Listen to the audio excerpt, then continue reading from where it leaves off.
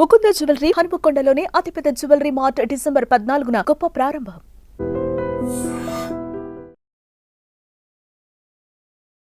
నమస్కారం, welcome to I dream. ధర్మ మార్గం విత్ విజిత కార్యక్రమానికి స్వాగతం.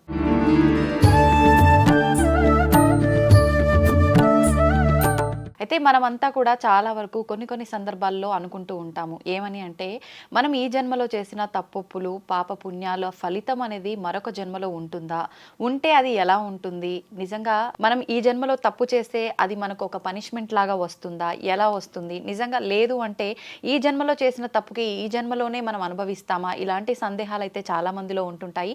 మరి ఈ సందేహాలన్నింటినీ కూడా నివృత్తి చేసుకునే ప్రయత్నం చేద్దాం. ప్రస్తుతం మనతో పాటు ఉన్నారు ఇస్కాన్ టెంపుల్ నుంచి గౌరంగా దర్శన్ దాస్ ప్రభుజీ గారు. ఇప్పుడు వారితో మాట్లాడి ఈ విషయాల గురించి క్లియర్ గా అడిగి తెలుసుకుందాం. హరే కృష్ణ ప్రభుజీ. హరే కృష్ణ. బాగున్నాను ప్రభుజీ, మీరు ఎలా ఉన్నారు? ప్రభుజీ, చాలా మందిలో ఈ ఒక సందేహం అయితే ఉంటుంది. ఏదైనా తప్పు చేస్తే అంటే తప్పుని అరే నేను తప్పు చేశాను అని చెప్పి అనుకునే వాళ్ళు ఉంటారు, తప్పు చేసినా అసలు ఏమీ తెలియనట్టుగా ఉండిపోయే వాళ్ళు ఉంటారు.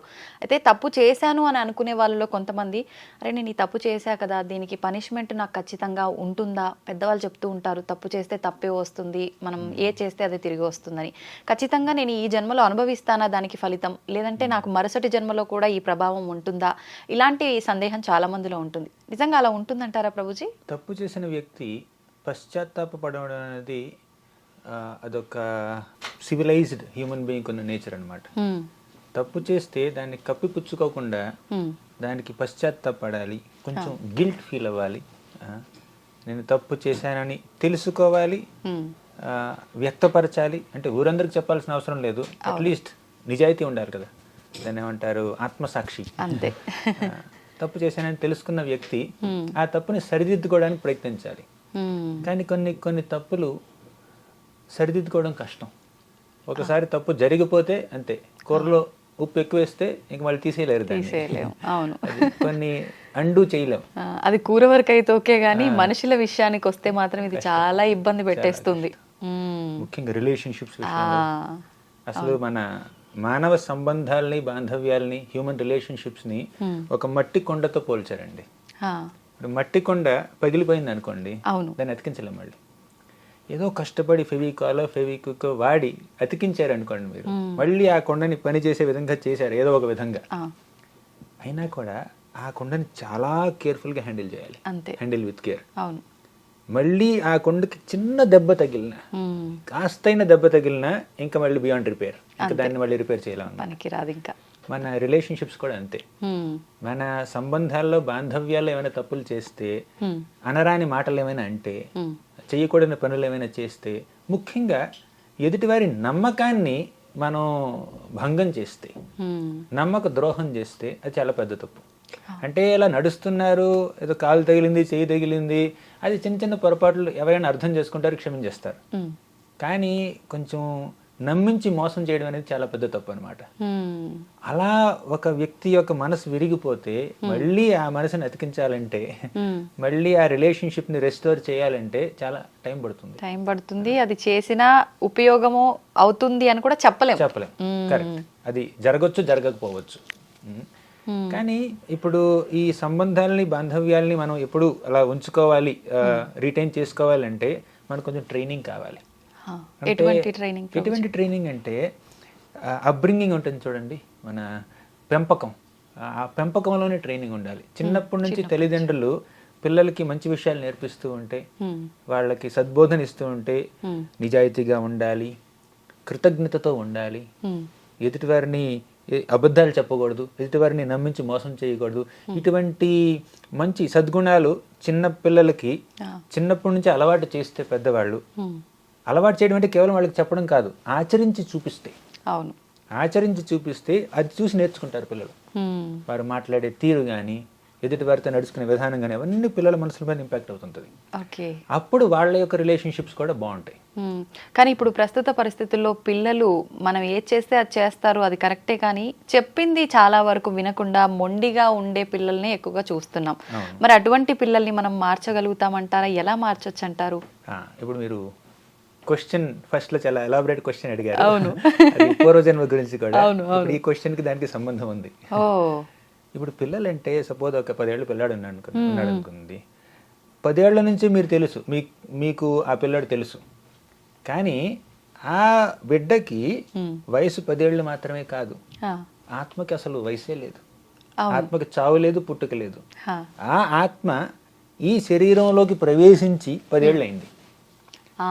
ఆ శరీరంలోకి ప్రవేశించక ముందు గత జన్మల్లో గత కోట్ల కొలది జన్మల్లో ఆ ఆత్మ ఎన్నెన్నో అలవాట్లని, సంస్కారాలని పూర్తిగా అలవరుచుకుంది అనమాట.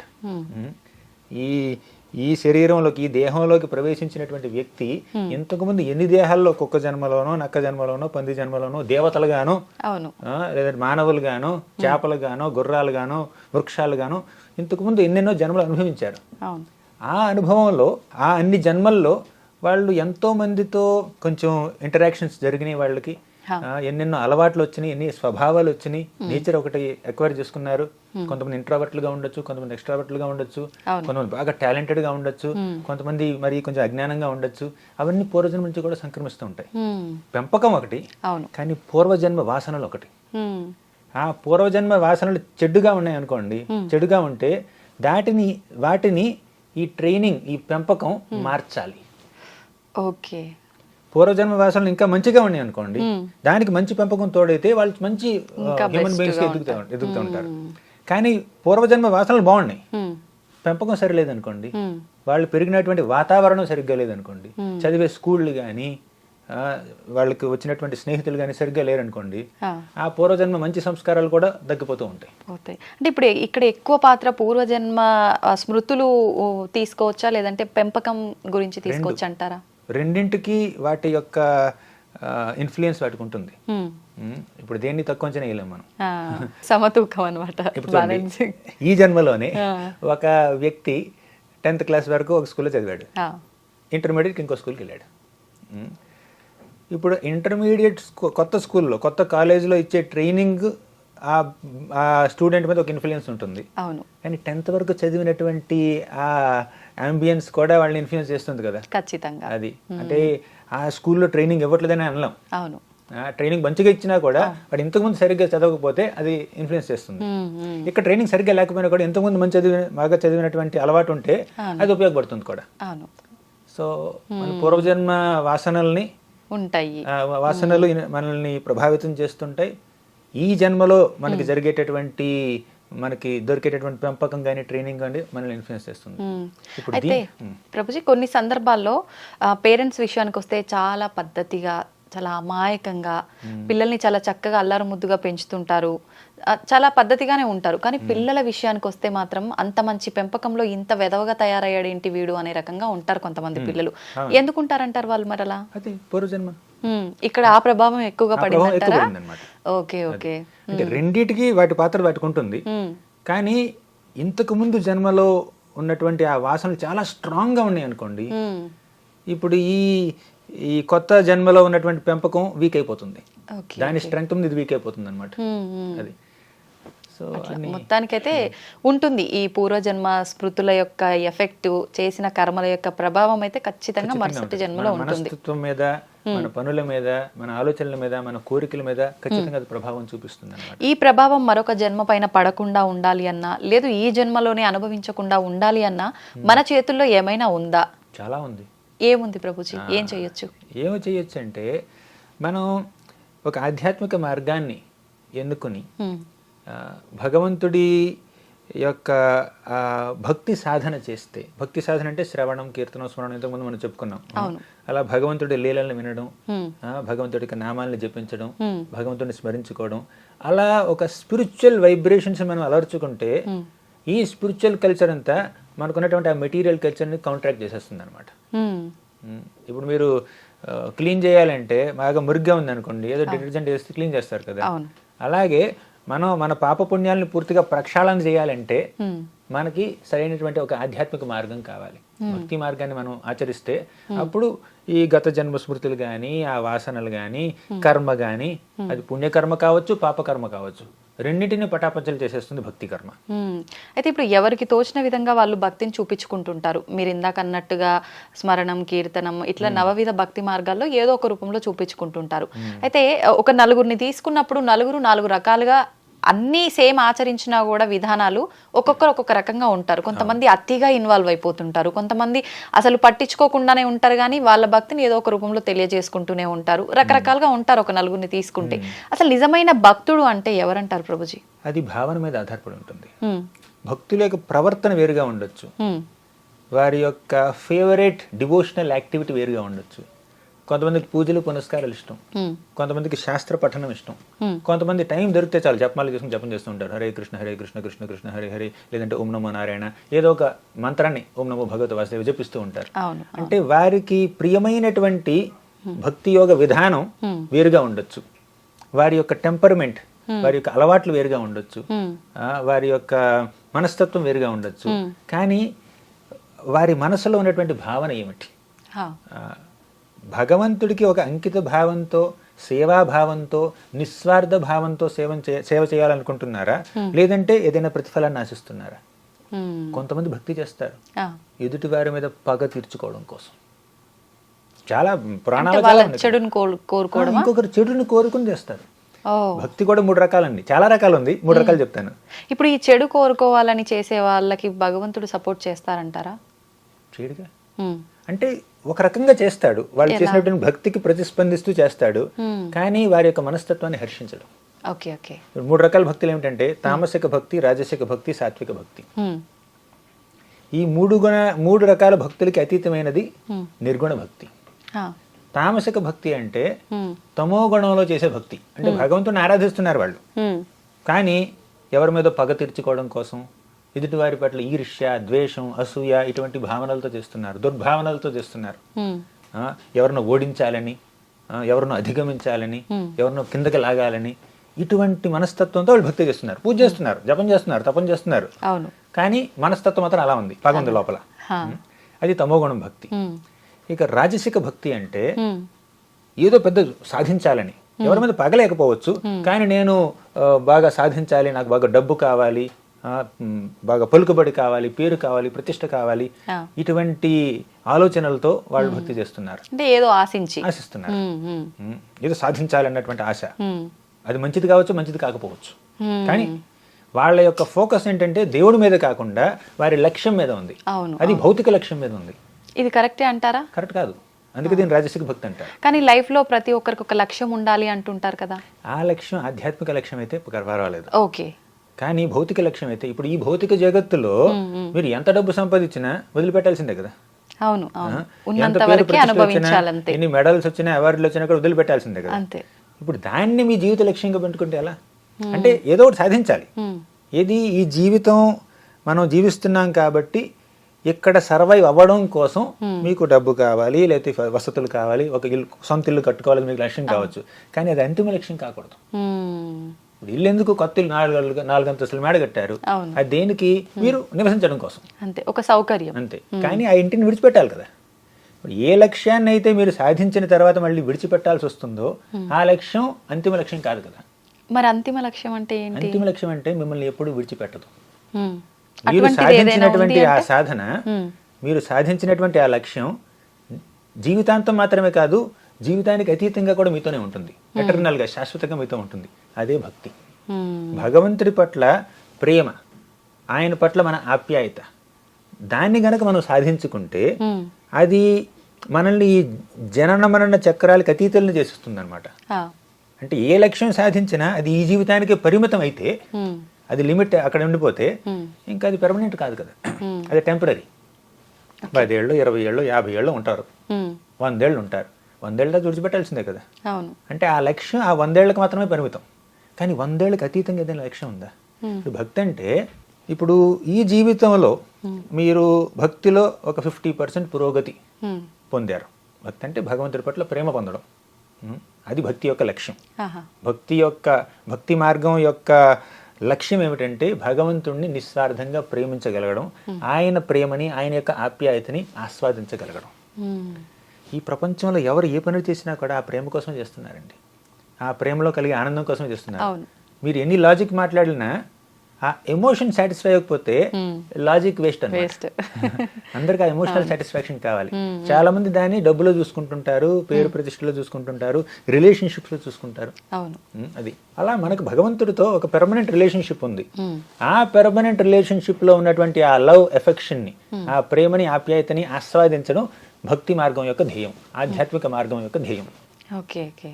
పూర్తిగా మా ఒక అంకిత భావంతో భగవంతుడిని సేవించడం, ఆయన ప్రేమకు పాత్రలం కావడం, అది ధ్యేయం. అది గొప్ప గొప్ప భక్తులు ఉన్నారు కదా, అన్నమాచార్యులు, రామదాసు, తర్వాత ప్రహ్లాదుడు, ధ్రువుడు, వీళ్ళందరూ ఆ లక్ష్యాని కోసమే బాటుపడ్డారనమాట. ఆయన గుణగణాలను గానం చేస్తూ ఉంటారు, ఆయనకు పూజలు చేస్తూ ఉంటారు, చాలా చేస్తూ ఉంటారు. ఇదంతా ప్రేమతో చేస్తున్నారు. ఆ భగవంతుడి పట్ల ప్రేమ అనేది భక్తి మార్గానికి, ఆధ్యాత్మిక మార్గానికి ఒక లక్ష్యం. ఒక లక్ష్యం కాదు, అదే అంతిమ లక్ష్యం. అంతిమ లక్ష్యం. ఇంకా ఏ లక్ష్యం పెట్టుకున్నా మీరు, డబ్బు సంపాదించాలని కానీ, మంచి అవార్డులు కావాలని కానీ, లేదంటే ఇంకేదైనా లక్ష్యం కావచ్చు, నా గుర్తింపు, అదంతా పరిమితం, ఈ జీవితానికి మాత్రమే పరిమితం. ఇప్పుడు దాన్నే సాధించాలి అనుకుని భక్తి చేశారనుకోండి, అది రాజసిక భక్తి అవుతుంది. ఇక మూడోది ఏమిటంటే సాత్విక భక్తి. తామసిక భక్తి చెప్పుకున్నాం, రాజసిక భక్తి చెప్పుకున్నాం. ఇప్పుడు సాత్విక భక్తి అంటే సత్వగుణాలు చేస్తారు భక్తి. ఎవరి యొక్క కీడు కోరుకోరు వాళ్ళు, ఏదో పెద్ద పెద్ద సాధించాలని కూడా అనుకోరు, కానీ వారికి ముక్తి కావాలనిపిస్తుంది. ఈ భవబంధాల నుంచి విముక్తులం కావాలి, లిబరేషన్ కోసం, మోక్షం కోసం వాళ్ళు భక్తి మార్గాన్ని ఆచరిస్తుంటారు. అసలైన భక్తి ఇదే అంటారా? కాదు, దీనికన్నా పెద్దది ఇంకోటి ఉంది, మోక్షం కన్నా కూడా. ఇప్పుడు 3 గుణాలు చెప్పాను నేను. ఒకటి రాజసిక, తామసిక భక్తి, అది లోయెస్ట్. రాజసిక భక్తి కొంచెం బెటర్. సాత్విక భక్తి అంటే మోక్షాన్ని మీరు కోరుకుంటున్నారు, అంటే భగవంతుడిని పూజిస్తున్నారు, భగవంతుడిని ధ్యానిస్తున్నారు, చాలా చేస్తున్నారు, కాకపోతే ఈ బంధాల నుంచి విముక్తులు కావాలనుకుంటున్నారు అంతే. అంటే ఇవి తప్పించుకోవాలి. అంటే ఈ కష్టాల నుంచి నన్ను బయటపడే స్వామి, నాకు మోక్షాన్ని ప్రసాదించు, నాకు ముక్తిని ప్రసాదించు, అందుకే భక్తి అనమాట. అంటే అక్కడ కూడా ఇదొకటి ఆశిస్తున్నారు మీరు, అక్కడ నిస్వార్థ భావం లేదు, భగవంతుడి పట్ల ప్రేమ లేదు. ఆయన్ని కనుక నేను శరణు పొందితే నన్ను విముక్తుని చేస్తాడు, ఈ బాధ నుంచి విముక్తిని చేస్తాడు, ఈ జనన మరణ చక్రాల నుంచి బయటికి తీసుకువెళ్తాడు. కానీ అది ఏం కాదు. ఇప్పుడు జనన మరణ చక్రాల్లో ఇరుక్కోవడం అంటే మైనస్లో ఉండడం అనమాట. ముక్తి అంటే జీరోలోకి రావడం, న్యూట్రల్. కానీ ప్లస్లోకి వెళ్ళడం అంటే ప్రేమ పొందడం భగవంతుడి పట్ల. మనం మోక్షాన్ని మించింది భగవంతుడి ప్రేమని మనం పొందటం. ఆయన మనల్ని ఎప్పుడు ప్రేమిస్తాడు, మనం పొందుతూనే ఉన్నాం, కానీ దాన్ని గుర్తించట్లేదు. మనం ఆయన పట్ల ప్రేమ పెంపొందించుకోవాలి. మనం ఎటువంటి పనులు చేసినా మన ఆయన బిడ్డలం కాబట్టి ఆయన మనల్ని ప్రేమిస్తాడు. మనం ఎక్కడున్నా కూడా, ఏం చేసినా కూడా పరమాత్మగా మన హృదయాల్లో ఉంటాడు ఆయన. కాబట్టి ఆయనకి మన మీద ఉన్నటువంటి ప్రేమలో ఎటువంటి లోటు లేదు. కానీ మనకి ఆయన మీద ఉన్న ప్రేమలో చాలా లోటు ఉందండి, చాలా లోటు ఉంది. అసలు ఆయన ఉన్నాడని గుర్తించట్లేదు చాలా మంది. అవును, నాస్తికులుగా మారుతున్నారు. నమ్మకం లేదు, దాంట్లో స్వార్థం ఉంది, అది రకరకాలుగా. చాలా మంది దేవుడు లేడు అంటారు. అవును, దేవుడు ఉన్నాడు అన్న వాళ్ళు, దేవుడు ఉన్నది దేనికి? నా కష్టాలు తీర్చడానికి. ఉంది అని నమ్మిన వాళ్ళు కొంతమంది నిజాయితీగా ఉంటారు, కొంతమంది మూఢనమ్మకం కూడా అంటారు. మూఢనమ్మకంతో ఉంటారు. సరైన అవగాహన లేదు భగవంతుడి యొక్క తత్వం మీద. ఆ భగవత్ తత్వం మీద అవగాహన లేకుండా భగవంతుడిని కేవలం ఒక ఆర్డర్ సప్లయర్గా, మీరు రెస్టారెంట్కి వెళ్తారు, ఇడ్లీ ఆర్డర్ ఇస్తారు, 10 నిమిషాలు ఇడ్లీ రావాలి. అలాగే మీరు దిగుడికి వెళ్తారు, 10 రూపాయలు హుండీలు వేస్తారు, నాకు ర్యాంక్ రావాలి, బంగ్లా కావాలి, కారు కావాలి. ఇక దేవుడిని ఆర్డర్ సప్లయర్గా చూస్తున్నట్టు అనమాట. లేదు, కొంతమంది మోక్ష ప్రదాతగా చూస్తుంటారు. అంటే మోక్షం ఇస్తాడు, మీ కోరికలు తీరుస్తాడు, కానీ అదొక్కటి మాత్రమే కాదు ఆయన జాబ్ ప్రొఫైల్. ఆయన జాబ్ డిస్క్రిప్షన్లో చాలా ఉంది. ఇప్పుడు ఈ 3 రకాల భక్తులకి అతీతమైనది నిర్గుణ భక్తి. సత్వగుణము, రజోగుణము, తమోగుణం. ఈ మూడిట్లో సత్వగుణం గొప్పదైనా కూడా అది కూడా గుణమే, అది కూడా ఒక మెటీరియల్ క్వాలిటీనే. అది ఒక మాయ యొక్క ఒక రకమైనటువంటి లక్షణం. అది మాయ, ఈ ప్రపంచం మొత్తాన్ని మాయ ఆవరించింది. ఆ మాయకి 3 గుణాలు ఉన్నాయి, సత్వగుణం, రజోగుణం, తమోగుణం. ఈ 3 గుణాలని అధిగమించాలంటే, వాటికి అతీతులు కావాలంటే మనం భగవంతుడిని ప్రేమించాలి, ధ్యానించాలి, భక్తి మార్గాన్ని ఆచరించాలి, భగవంతుడి శరణ పొందాలి. అప్పుడు త్రిగుణాతీత భక్తి చేస్తాం మనం. భగవద్గీతలో కృష్ణుడు ఏమన్నాడంటే, దైవీ హేష గుణమయీ మమ మాయా దురత్యయ మామే వయే ప్రపద్యంతే మాయామేతాం తరంతితే అన్నాడు. దైవీ హేష గుణమయీ మమ మాయా దురత్యయ. ఈ మాయ, మమ మాయ, ఈ మాయ కూడా ఆయనకి చెందింది. ఈ మాయ కృష్ణుడి యొక్క మాయ, అది ఆయనకి రెండు రకాల మాయలు ఉన్నాయి. ఒకటి ఆధ్యాత్మిక పరమైన మాయ, స్పిరిచువల్ ఎనర్జీ, ఇంకొకటి భౌతిక పరమైన మాయ, ఓకే. Material energy. ఇప్పుడు ఈ మాయ ఉంది చూడండి, ఈ మోహమాయ, మహామాయ. ఈ మహామాయకు 3 లక్షణాలు, 3 గుణాలు: సత్వగుణం, రజోగుణం, తమగుణం. ఈ 3 గుణాల చేత ఈ మాయ ఒక బద్ధజీవుని బంధించేస్తుంది. ఎలా అయితే ఈ తోలు బొమ్మలు అట్లా ఉండేవి చూడండి, ఇప్పుడు వాళ్ళు తాళ్ళు కడతారు, ఇలా ఇలా లాగితే బొమ్మలు ఆడుతూ ఉంటాయి. అలా సత్వగుణం, రజోగుణం, తమోగుణం అనే తాళ్లతో ఈ మాయ తోలు బొమ్మలాడి ఆడిస్తుంది మనల్ని. ఇలా ఇలా కింద ఆడుతున్నాడు బద్ధజీవుడు, మనమే వాళ్ళందరం మనం ఆడుతూ ఉన్నాం అనమాట. అప్పుడు తమోగుణం ఆవరిస్తుంది మనల్ని. ఎవరినో ఈర్ష్యపడుతూ ఉంటాం, ఎవరినో చూసి ద్వేషిస్తూ ఉంటాం, అంటే తమోగుణం ఆ దారం లాగుతుంది అనమాట మాయ. తర్వాత రజోగుణం, ఇది కావాలి, సాధించాలి అనుకుంటాం, కోపం, కరెక్ట్, ఫ్రస్ట్రేషన్, అదంతా రజోగుణం. నాకు ఇదంతా వదిలిపెట్టి వెళ్ళిపోవాలని ఉంది, ముక్తి కావాలి, శాంతి కావాలి, అది సత్వగుణం. ఇలా ఈ 3 గుణాలని, అంటే ఈ 3 తాడులతో మనల్ని ఆడిస్తుంది మాయ. ఆ 3 తాడులను తెంచాలంటే, ఈ మాయ ప్రభావం నుంచి బయటపడాలంటే మనకు కావాల్సింది భక్తి. మామేవయే ప్రపద్యంతే, కృష్ణుడు అన్నాడు భగవద్గీతలో, నా శరణు పొందు, నిన్ను 3 గుణాల నుంచి విముక్తుని చేస్తాను. కేవలం ముక్తిని ప్రసాదించడం మాత్రమే కాదు, భక్తిని ప్రసాదిస్తాను. భక్తికి ముక్తికి వ్యత్యాసం ఉందా ప్రభుజీ? ఏంటది? భక్తి అంటే భగవంతుడి పట్ల ప్రేమ, ముక్తి అంటే భవబంధాల నుంచి ఒక రిలీజ్, ఒక విడుదల. జైలు నుంచి ఎవరో విడుదలయ్యారు, అది ముక్తి. కానీ విడుదలయ్యి ఈ సభ్య సమాజంలో వాళ్ళు ఏదో సరైనటువంటి ఒక మంచి పని చేస్తున్నారు, కార్యం చేస్తున్నారు, అది భక్తి. అవునా?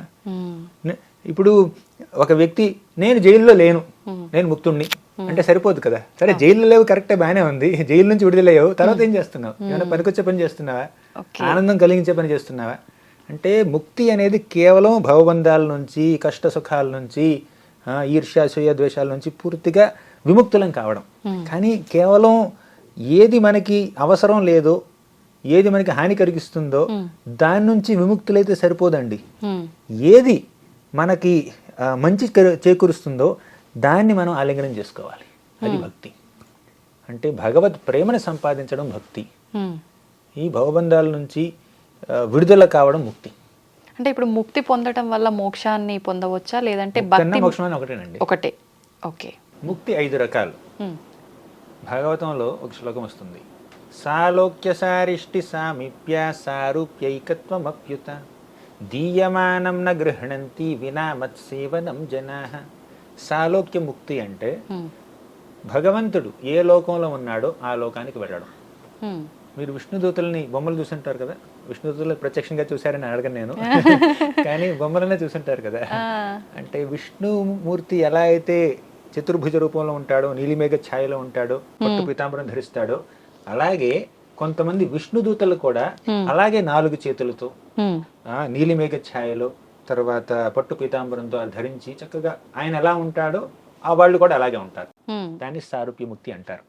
అంటే ఈ భౌతిక ప్రపంచాన్ని విడిచిపెట్టిన వ్యక్తికి సారూప్యముక్తి లభిస్తే భగవంతుడికి ఏ రూపం ఉందో అదే రూపాన్ని పొందుతాడనమాట. దాన్ని సారూప్యముక్తి అంటారు. ఒక మాటలో చెప్పాలంటే, భగవంతుడు ఏ రూపంలో ఉన్నాడో అదే రూపాన్ని మీరు పొందితే దాన్ని సారూప్యముక్తి అంటారు. అది ఒకటి. 2, సారిష్టి. ఆయనకి ఎంత వైభవం ఉందో అంత వైభవం మీకు వస్తే, ఆయనకి ఎంత సంపద ఉందో అంత సంపద మీకు కూడా లభిస్తే, ఇది ఆధ్యాత్మిక జగత్తులో, దాన్ని సారిష్టి ముక్తి అంటారు. 3, సాలోక్యముక్తి. ఆయన ఏ లోకంలో ఉంటాడో అదే లోకానికి మీరు వెళ్ళగలిగితే దాన్ని సాలోక్యముక్తి అంటారు, అదే లోకంలో. సామీప్యముక్తి అంటే భగవంతుడు ఎక్కడున్నాడో ఆయన పక్కన, ఆయన సమీపంలో ఉంటే అది సామీప్యముక్తి. అంటే ఆయన ఉండే లోకంలో మీరు ఉండొచ్చు, కానీ ఆయన ఈ మూలం ఉంటే మీరు ఇంకో మూలం ఉండొచ్చు. మీరు ప్రైమ్ మినిస్టర్ ఒకే కంట్రీలో ఉన్నారు కానీ పక్క పక్కన లేరు కదా. అలాగే సామీప్యముక్తి అంటే ఆయన ఎక్కడుంటాడో ఆయన పక్కనే ఉండడం. సాలోక్యముక్తి అంటే ఆయన లోకంలో ప్రవేశించడం. ఈ 4 రకాల ముక్తులు: సాలోక్య, సారిష్టి, సామీప్య, సారూప్య. ఇక 5వది ఏమిటంటే సాయుజ్యముక్తి. సాయుజ్యముక్తి అంటే బ్రహ్మజ్యోతిలో ఐక్యమైపోవడం. చాలా మంది అంటూ ఉంటారు బ్రహ్మైక్యం పొందడం అంటారు. ఎందుకు ఈ బ్రహ్మ అంటే ఏంటో తెలుసా? బ్రహ్మన్, ఆ భగవంతుడి యొక్క మేని దేదీప్యమానంగా వెలిగిపోతూ ఉంటుంది. ఎంతో కాంతివంతంగా ఉంటుంది. ఆయన శరీరంలో నుంచి వెలువడేటటువంటి ఆ తేజస్సునే బ్రహ్మ తేజస్సు, బ్రహ్మజ్యోతి అంటారు. ఆ బ్రహ్మజ్యోతిలో, ఆ బ్రహ్మ తేజస్సులో, ఆ బ్రహ్మంలో ఐక్యమైపోవడం సాయుధ్య ముక్తి. చాలా మంది దీన్నే ముక్తిగా భావిస్తూ ఉంటారు. ఇప్పుడు ఈ 5 రకాలు భావిస్తుంటారా? ఇది నిజమేనా? నిజమే. ఓకే. కానీ వేరే నెలలో కూడా ఉన్నాయి కదా. అవునవును. ఇది ఒకటే ముక్తి అనుకుంటారు చాలా మంది. చాలా మందికి సాయుధ్య ముక్తి, బ్రహ్మైక్యం పొందడం అదే ముక్తి అంటే అనుకుంటారు. భగవంతుడిలో కలిసిపోవడం. భగవంతుడిలో కలిసిపోవడం కాదు, భగవంతుడి యొక్క దేహ కాంతిలో కలిసిపోవడం. కలిసిపోతూ నాకంటూ ఒక గుర్తింపు లేకుండా, ఒక పేరు లేదు, ఒక రూపం లేదు, ఏదీ లేకుండా అలా పూర్తిగా అందులో కలిసిపోవడం అన్నమాట. అలా అంటే అక్కడ ఏ పని ఉండదు, ఏ బంధాలు ఉండవు, ఏ బంధుత్వాలు ఉండవు, ఎటువంటి చెడు లక్షణాలు ఉండవు, మంచి లక్షణాలు ఉండవు, ఏమి ఉండవు. అంత శూన్యం. చాలా మంది శూన్యాన్ని కోరుకుంటూ ఉంటారు. అది సాయుధ్య ముక్తి. కాకపోతే ఈ సాయుధ్య ముక్తిని భక్తులు స్వీకరించరండి. అంటే అక్కడికి వెళ్ళి ఇన్యాక్టివిటీ, ఏ పని లేకుండా, ఏ బంధం లేకుండా అలా దేహకాంతిలో ఆ వెలుతురులో అలా ఉండిపోవడం, అందులో లీనమైపోవడంలో ఏం మజా ఉంది అని చాలా మంది భక్తులు లాజికల్గా ఆలోచించి ఈ సాయుధ్య ముక్తిని వాళ్ళు రిజెక్ట్ చేస్తారు. ఇంకొంతమంది భక్తులు ఈ 4 రకాల ముక్తులు కూడా రిజెక్ట్ చేస్తారు. నేను చెప్పిన శ్లోకం అదే. సాలోక్య సారిష్టి సామీప్య సారూప్యైకత్వమప్యుత దీయమానం న గ్రహణంతి. భగవంతుడే స్వయంగా ఈ 5 రకాల ముక్తుల్లో ఏ ముక్తి ఇచ్చినా కూడా భక్తులు స్వీకరించరు. దీయమానం న గ్రహణంతి. దీయమానం అంటే ఇస్తున్నాడు ఆయన, నా గ్రహణంతి భక్తులు స్వీకరించట్లేదు. ఎందుకు? వినా మత్సేవనం జనా. స్వామి, నాకు మీ సేవ కావాలి, మాకు కావలసింది మీ సేవా భాగ్యం, మాకు కావలసింది నీ రూపం కాదు, మాకు కావలసింది నీ సంపద కాదు, నాకు కావలసింది నీ లోకం కాదు, నాకు కావలసింది నీ సేవ. నాకు నీ తేజస్ అక్కర్లేదు, నాకు నీ రూపం అక్కర్లేదు, నాకు నీ యొక్క ఐశ్వర్యం అక్కర్లేదు. సారిష్టి ముక్తి అంటే ఐశ్వర్యం కదా. సాలోక్య అంటే ఆయన ఏ లోకంలో ఉన్నాడో ఆ లోకానికి వెళ్ళడం, అది కూడా అక్కర్లేదు. నీ లోకంలో నేనేం చేస్తాను, కానీ నీ లోకంలో ఉంటూ నాకు ఒక సేవా భాగ్యం కలిగితే అక్కడికి వస్తాను అని అంటారు భక్తులు. అంటే వారికి కావాల్సింది సేవ. సేవతో పాటుగా ఆ సేవా ప్యాకేజీలో ఆయన రూపం కూడా వచ్చేసింది అనుకోండి, వాళ్ళు స్వీకరిస్తారు. ఆయన భగవంతుడి రూపాన్ని స్వీకరించి ఆ రూపంలో ఆయనకు సేవ చేస్తారు. భగవంతుడికి ఐశ్వర్యాన్ని, సంపదని, శక్తుల్ని స్వీకరించి ఆయనకి సేవ చేస్తారు. కానీ వారి ఫోకస్ రూపం మీద లేదు, శక్తి మీద లేదు, ఐశ్వర్యం మీద లేదు, లోకం మీద లేదు. సేవ చేయాలి అంతే కదా. చెప్పనా? ఒక చిన్న స్టోరీ. తిరుపతి తెలిసిందే మీకు. రామానుజాచార్యుల వారికి తెలిసే ఉంటుంది. తెలుసు. రామానుజాచార్యుల వారికి ఎంతోమంది శిష్యులు ఉన్నారు. అందులో ఒక శిష్యుడి పేరు అనంతాచార్యుడు. ఈ అనంతాచార్యులు వారికి ఒక యూనిక్ సేవ ఒకటి వచ్చింది. అప్పట్లో, ఇప్పుడు తిరుపతి అంటే చాలా భక్తజన సందోహం ఉంటుంది, కానీ అప్పట్లో ఇది కొన్ని శతాబ్దాల క్రితం తిరుపతి కొంచెం నిర్మానుష్యమైనటువంటి ప్రదేశం. కొండ మీద ఉంది గుడి, అక్కడికి చాలా ఎక్కువ మంది వెళ్ళేవారు కాదు. కానీ ఆ భగవంతుడికి పువ్వులంటే చాలా ఇష్టం. కాబట్టి రామానుజాచార్యుల వారికి ఏమనిపించిందంటే, నా శిష్యుల్లో ఎవరో ఒక శిష్యుణ్ణి అక్కడికి పంపించి, తిరుమల కొండకు పంపించి, అక్కడ చక్కగా ఈ పూల ఉద్యానవనాన్ని వాళ్ళు కొంచెం కల్టివేట్ చేసి పుష్పాలతో మన వెంకటేశ్వర స్వామిని అలంకరించాలి అని రామానుజాచార్యుల వారి కోరిక. శిష్యులందరిని అడిగాడు ఆయన, ఎవరు రెడీగా ఉన్నారు? ఈ నిర్మానుష్యమైనటువంటి అడవి ప్రాంతానికి, కొండ మీద భగవంతుడికి పువ్వులతో సేవ చేయడానికి ఎవరు రెడీగా ఉన్నారని అడిగితే ఎవరు ముందుకు రాలేదు. కానీ అనంతాచార్యుల వారు వచ్చారు ముందుకి. అనంతాచార్యుల వారు, ఈ సేవను నేను స్వీకరిస్తాను, కొండ మీదకి వెళ్తాను అని చెప్పి తన భార్యతో ఆయన కొండ మీదకి వెళ్ళారు. అలా మెల్లిమెల్లిగా ఆయన చక్కగా పువ్వుల్ని చక్కగా దాన్ని ఏమంటారు కల్టివేట్ చేసి, ఈ క్రాప్స్ని కల్టివేట్ చేసి ఆయన చక్కగా పుష్పాలంకరణ చేస్తున్నారు భగవంతుడికి. ఆయన సక్సెస్ అయ్యారనమాట అక్కడ పువ్వులు పెంచడంలో, పూల మొక్కలు పెంచడంలో సక్సెస్ అయ్యి చక్కగా పుష్పాలంకరణ సేవ జరుగుతుంది. ఇప్పుడు కూడా మీరు తిరుపతికి వెళ్తే అనంతాచార్యుల వారి గార్డెన్ ఉంటుంది అక్కడ, ఆ తోట ఉంటుంది. సరే, ఇలా జరుగుతుంది. మెల్లిమెల్లిగా అది ప్లేస్ కొంచెం డెవలప్ అయింది.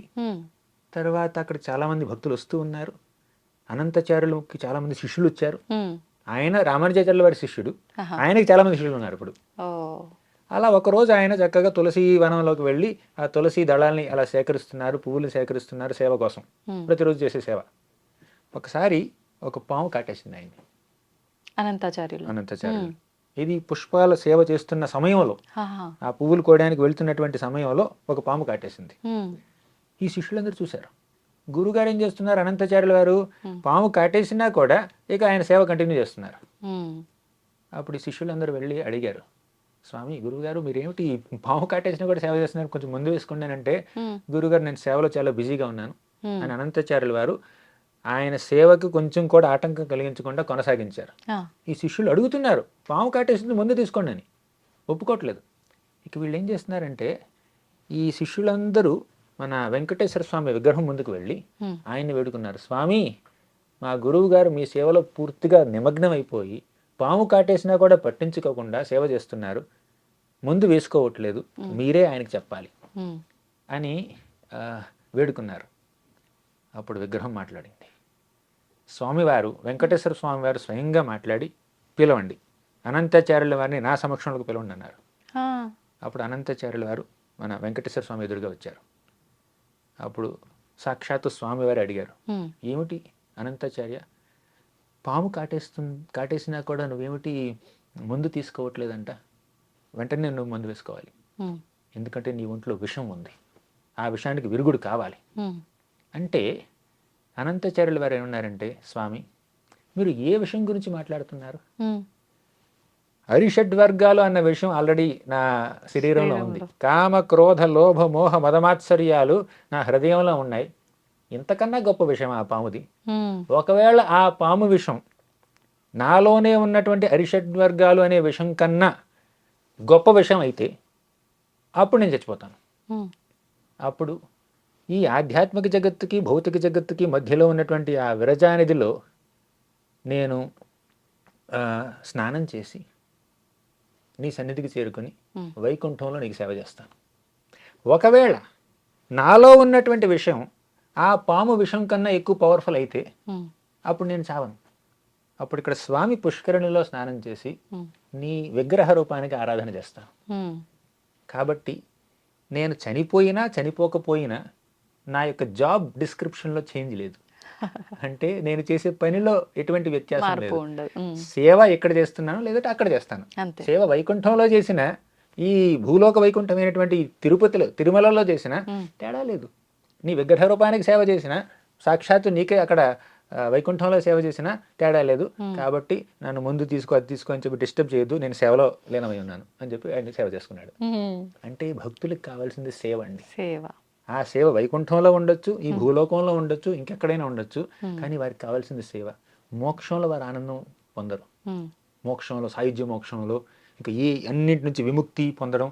ఒకవేళ సేవ చేసే ఆ క్రమంలో వారికి ఏమైనా ఒడిదుడుకులు వచ్చినా, కష్టాలు వచ్చినా ఆ కష్టాన్ని ఇష్టంగా స్వీకరిస్తారు వాళ్ళు. అంటే కష్టాల నుంచి విముక్తి పొందడం భక్తుడి యొక్క లక్ష్యం కాదు, భగవంతుడి సేవ చేయడమే లక్ష్యం. ఆ సేవలో నాకు కష్టాలు వచ్చినా కూడా నేను సిద్ధమే అంటారు. భగవంతుడి పట్ల అంత ప్రేమ ఉంది కాబట్టి, ఆ ప్రేమను వ్యక్తపరిచే విధానం సేవ కాబట్టి వారు సేవలోనూ ప్రేమలోనూ నిమగ్నం అయిపోతారు. ఇప్పుడు నిజంగా అలా సేవ చేయడం కానీ ఇదంతా ఈ గృహస్థు ఆశ్రమంలో ఉండి, ఇప్పుడు మన ఈ బంధాలు బంధుత్వాల మధ్య ఉండి ఈ ముక్తి పొందడము, ఈ మోక్షాన్ని పొందడము, భగవంతునికి అంత అంటే ఎటువంటి కోరిక ప్రాణాన్ని మించి కూడా సేవ చేయాలనే తత్వం అలవడుతుందంటారా ప్రభుజీ? ఇప్పుడు అనంతాచార్యుల వారి గురించి చెప్పాను నేను. అవును, వారికి భార్య ఉంది. అవునా, ఆయన గృహస్థే కదా. గృహస్థే. అంబరీష్ మహారాజు ఉన్నాడు భాగవతంలో, తెలుసా మీకు అంబరీష్ మహారాజు గురించి? ఆయన గృహస్థుడే. యుధిష్ఠిర మహారాజు, పరీక్షిత్ మహారాజు, వీళ్ళందరూ గృహస్థులండి. అలాగా కాషాయం కట్టుకుని గుండు చేసుకునే వాళ్ళు ఈ ప్రపంచంలో చాలా తక్కువ ఉన్నారు. మేము మైనారిటీ. సన్యాసులు బ్రహ్మచారులు ఈ ప్రపంచంలో మైనారిటీ, ఎప్పటి నుంచో మైనారిటీ. ఇక రెస్ట్ ఆఫ్ ఎటర్నిటీ మేము మైనారిటీగానే ఉంటాం. ఎంత ఇప్పుడు పురాణాల్లో చూస్తే నారద మహర్షి ఒక సన్యాసి, ఇంకెంతమంది ఒకళ్ళిద్దరు ఉండుంటారు, చాలా తక్కువ మంది ఉంటారు వాళ్ళు. కానీ గృహస్థ వైష్ణవులే చాలా ఎక్కువ అండి. మన పురాణాల్లో భరత్ మహారాజు, ప్రహ్లాదుడు మహారాజు, ధ్రువుడు మహారాజు, ఉత్తానపాదుడు ప్రియవ్రతుడు, భరత మహారాజు, తర్వాత పరీక్షిత్ మహారాజు, యుధిష్ఠిర మహారాజు, పాండవులు, వీళ్ళందరూ గృహస్థులండి. కానీ వాళ్ళంతా గొప్ప జ్ఞానం కలిగిన వాళ్ళు. సామాన్యులకు అంత జ్ఞానం లేదు కదా ప్రభుజీ. జ్ఞానం కన్నా భక్తి ముఖ్యం. ఇప్పుడు జ్ఞానం అనేది కొంతమంది బ్రాహ్మణులకు ఉండొచ్చు, మీరు అన్నట్టు క్షత్రియులకు కూడా ఉండొచ్చు. కానీ ఆ, బృందావనంలో గోపికలు ఉన్నారు. ఉమ్, వాళ్ళు ఏమైనా మహాజ్ఞానుల? కాదు. చిన్న చిన్న ఒక చిన్న పల్లెటూరులో, ఉమ్, అది పల్లెటూరే కాదు, అడవి ప్రాంతంలో, బృందావనంలో ఉమ్, వాళ్ళు గోపికలు. వాళ్ళు ప్రతిరోజు చేసేటటువంటి పనులు ఏమిటో తెలుసా? ఉమ్, పాలు పెతకడం, ఉమ్, పేడ ఎత్తడం, ఆ పేడతో ఇల్లు అలకడం, ఉమ్, ముగ్గులు పెట్టడం, ఉమ్, వెన్న చిలకడం, ఉమ్, ఇది వాళ్ళు చేసే పనులు. ఓకే. వాళ్ళు జ్ఞానులు కాదు, సిద్ధాంతులు కాదు, వేదాంతులు కాదు, ఉమ్, పండితులు కాదు. అవును. కానీ భగవంతుడి భక్తులందరిలోకి వారు అగ్రగణ్యులు. ఉమ్, వారికన్నా గొప్ప భక్తులు ఈ ప్రపంచంలో లేనే లేరు. ఉమ్, అలా అంటాడు కృష్ణుడి స్వయంగా అంటాడు భాగవతంలో. ఉమ్, అంటే అంత మహాభక్తులు, జ్ఞానం లేదు వాళ్ళకి, భక్తి ఉంది. అంటే జ్ఞానం కన్నా గొప్పది భక్తి. ఉమ్, జ్ఞానం అంటే భగవంతుడిని కేవలం తెలుసుకోవడం, భక్తి అంటే భగవంతుడిని ప్రేమించడం. ఉమ్, మీకు 100 మంది తెలుసు ఈ ప్రపంచంలో, 100 మందిని ప్రేమిస్తారా? ఎవరినైతే ప్రేమిస్తున్నారో వారి గురించి ఎక్కువగా తెలుసుకుంటూ ఉంటారు. కాబట్టి భక్తి జ్ఞానం కన్నా గొప్పది. ఉమ్, జ్ఞానం భక్తిలో ఒక చిన్న పార్ట్ అన్నమాట. భక్తి ఉంటే జ్ఞానం వచ్చేస్తుంది. వాసుదేవే భగవతి భక్తి యోగ ప్రయోజిత జనయత్యాసు వైరాగ్యం జ్ఞానం చయద హైతుకం. వాసుదేవుడి పట్ల భక్తి ఉంటే ఉమ్, జ్ఞానము వైరాగ్యము వాటంతట అవే సంక్రమిస్తాయి. హా, జ్ఞానం వైరాగ్యం బై ప్రొడక్ట్స్ అనమాట. ఓకే. మీరు ఎలా అయితే One plus బాటిల్ కొంటే 1+1 ఆఫర్ ఉంటుంది, ఇది 1+2 ఆఫర్ ఇది. ఉమ్. ప్రభుజీ, మీరు బృందావనము గోపికలు అనేసరికి నాకు ఒక క్వశ్చన్ గుర్తొచ్చింది. ఏంటంటే, కామము ఇలాంటివి కోరికలు ఉండకూడదు, కరెక్ట్ కాదు, ఉన్నా కూడా అవి అంటే మనం నిగ్రహించుకునే శక్తి ఉండాలి అని అంటుంటారు కదా, అది కోపమైనా సరే ఇంకేదైనా సరే. అయితే మరి కృష్ణుడు విషయానికి వస్తే, కృష్ణుడు గోపికలతో రాసలీలలో ఆడాడు అని చెప్పంటారు. అవును. మరి రాసలీల అన్నా కూడా అంటే ఇప్పుడు మేము మానవ మాత్రలు మాత్రం అది కామం కిందనే ఆలోచిస్తాం. కామక్రీడకి రాసలీలకి వ్యత్యాసం ఉందంటారా? అది కామక్రీడ కాదంటారా? కానే కాదండి. ఎలా ప్రభుజీ? మొట్టమొదటి కారణం చెప్తాను. ఉమ్, చాలా చాలా డీప్ ఎక్స్ప్లెనేషన్ ఉంది దీనికి. Hmm. అదని చెప్పుకుందాం మెల్లిగా. ఓకే. ఒక 8 ఏళ్ల బాలుడు ఉమ్, కొంతమంది అమ్మాయిలతో ఆడుతున్నాడు, పాడుతున్నాడు, డ్యాన్స్ చేస్తున్నాడు. ఉమ్, అందులో కామం కనిపిస్తుందా ఎవరికైనా? కనిపించదు. 8 ఏళ్ల బాలుడు. ఉమ్, కృష్ణుడు రాసలీల చేసినప్పుడు ఆయన వయసు 8 ఏళ్ళు. ఓ. 8 ఏళ్ల బాలుడు. ఉమ్, అది అంతేకాకుండా శ్రీకృష్ణుడు భగవంతుడు. ఉమ్, ఇంతకీ గోపికలు ఎవరు చెప్పండి? ఉమ్, ఆయన యొక్క శక్తి స్వరూపుణులు. ఉమ్, కృష్ణుడి యొక్క శక్తి, ఆధ్యాత్మిక శక్తి ఒక వ్యక్తి రూపం దాలిస్తే ఆవిడ శ్రీమతి రాధారాణి. ఆ శ్రీమతి రాధారాణి యొక్క విస్తారాలు, ఆవిడ నుంచే ఉద్భవించినటువంటి వాళ్ళు ఈ గోపికలంతా. ఉమ్, ఈ గోపికలంతా రాధారాణి యొక్క ప్రతిరూపాలు. ఓ. ఆ రాధారాణి ఎవరు? కృష్ణుడి యొక్క ఉమ్, స్వరూప శక్తి యొక్క రూపం, వ్యక్తి రూపం. ఇప్పుడు ఒక చిన్న బాలుడు, మా సంస్థాపకాచార్యులు ప్రభుపాదుల వారు ఈ ఉదాహరణ ఇస్తారు. ఉమ్, ఒక చిన్న బాలుడు అద్దం ముందుకు వెళ్ళి తన యొక్క రిఫ్లెక్షన్తో ఆడుకుంటున్నాడు. ఉమ్, తన ప్రతిబింబంతో తను ఆడుకుంటున్నాడు, నవ్వుతున్నాడు, కేరింతలు కొడుతున్నాడు. ఆ, ఎవరికైనా ఏమైనా అబ్జెక్షన్ ఉందా? ఉండదు. ఎవరి సొమ్మైనా దోచుకుంటున్నాడా? లేదు. ఎవరి ప్రాపర్టీనైనా ఆయన అదే ఆక్రమిస్తున్నాడా? లేదు. తన రిఫ్లెక్షన్తో తాను ఆడుకుంటున్నాడు. ఉమ్, అలాగే ఈ గోపికలందరూ శ్రీకృష్ణుడి యొక్క ప్రతిబింబాలు, ఉమ్, ఆయన రిఫ్లెక్షన్స్ అన్నమాట. ఆయన రిఫ్లెక్షన్స్తో, ఆయన శక్తులతో, ఆయన భక్తులతో ఆయన ఆడుకుంటే మనకేంటి ప్రాబ్లం చెప్పండి? ఉమ్, ఈ ప్రపంచంలో చాలా మంది కృష్ణుడు రాసలీల చేశాడు, ఇంతమంది గోపికలతో, వేల కొలది గోపికలతో ఆయన నాట్యం చేశాడు బృందావనంలో. అది ద్వారకలోకి వచ్చిన తర్వాత 16,108 మంది భార్యల్ని పెళ్లి చేసుకున్నాడు. అవును. అంటే అంతమందితో ఆయన అలా రాసక్రీడలు చేస్తున్నాడు, ఇంత గ్రహస్థ జీవనం గడుపుతున్నాడు అని చెప్పి కొంతమందికి ఈర్ష్య. ఉమ్, అంటే వాళ్ళు అలా చేయలేకపోతున్నారని వాళ్ళకి కష్టం అనమాట. కృష్ణుడికి ఎంతమంది ఉన్నారు గోపికలు, మాకు ఒకళ్ళిద్దరు గర్ల్ ఫ్రెండ్స్ కూడా లేరు అంటే వాళ్ళ ప్రాబ్లం అనమాట. అంటే ఇది మానవుల్లోనే కాదు, భగవంతుడి పైన కూడా జరుగుతుందా ఈ కుట్ర? అదే ఈర్ష్య అంటే అందరి ముందే ఉంటుంది, అందరి మీద ఉంటుంది. కేవలం ఇంకొక వ్యక్తిని చూసి కాదు, భగవంతుడిని చూసి కూడా ఈర్ష్యపడుతుంటారు కొంతమంది. అనవసరంగా ఆయన యొక్క దివ్యమైన లీలల్ని మనుషుల లెవెల్కి లాగుతూ ఉంటారు, హ్యూమన్ లెవెల్కి. చాలా మంది పాటలు పాడుతుంటారు, సినిమా పాటల్లో రాసలీల అంటారు. అసలు రాసలీల యొక్క పవిత్రత మీకు తెలుసా?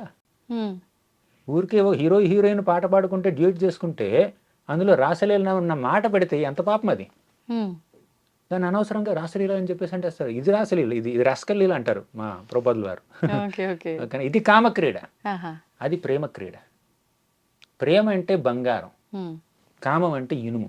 ఇనుముకి బంగారానికి ఎంత తేడా ఉందో కామానికి ప్రేమకి అంత తేడా ఉంది.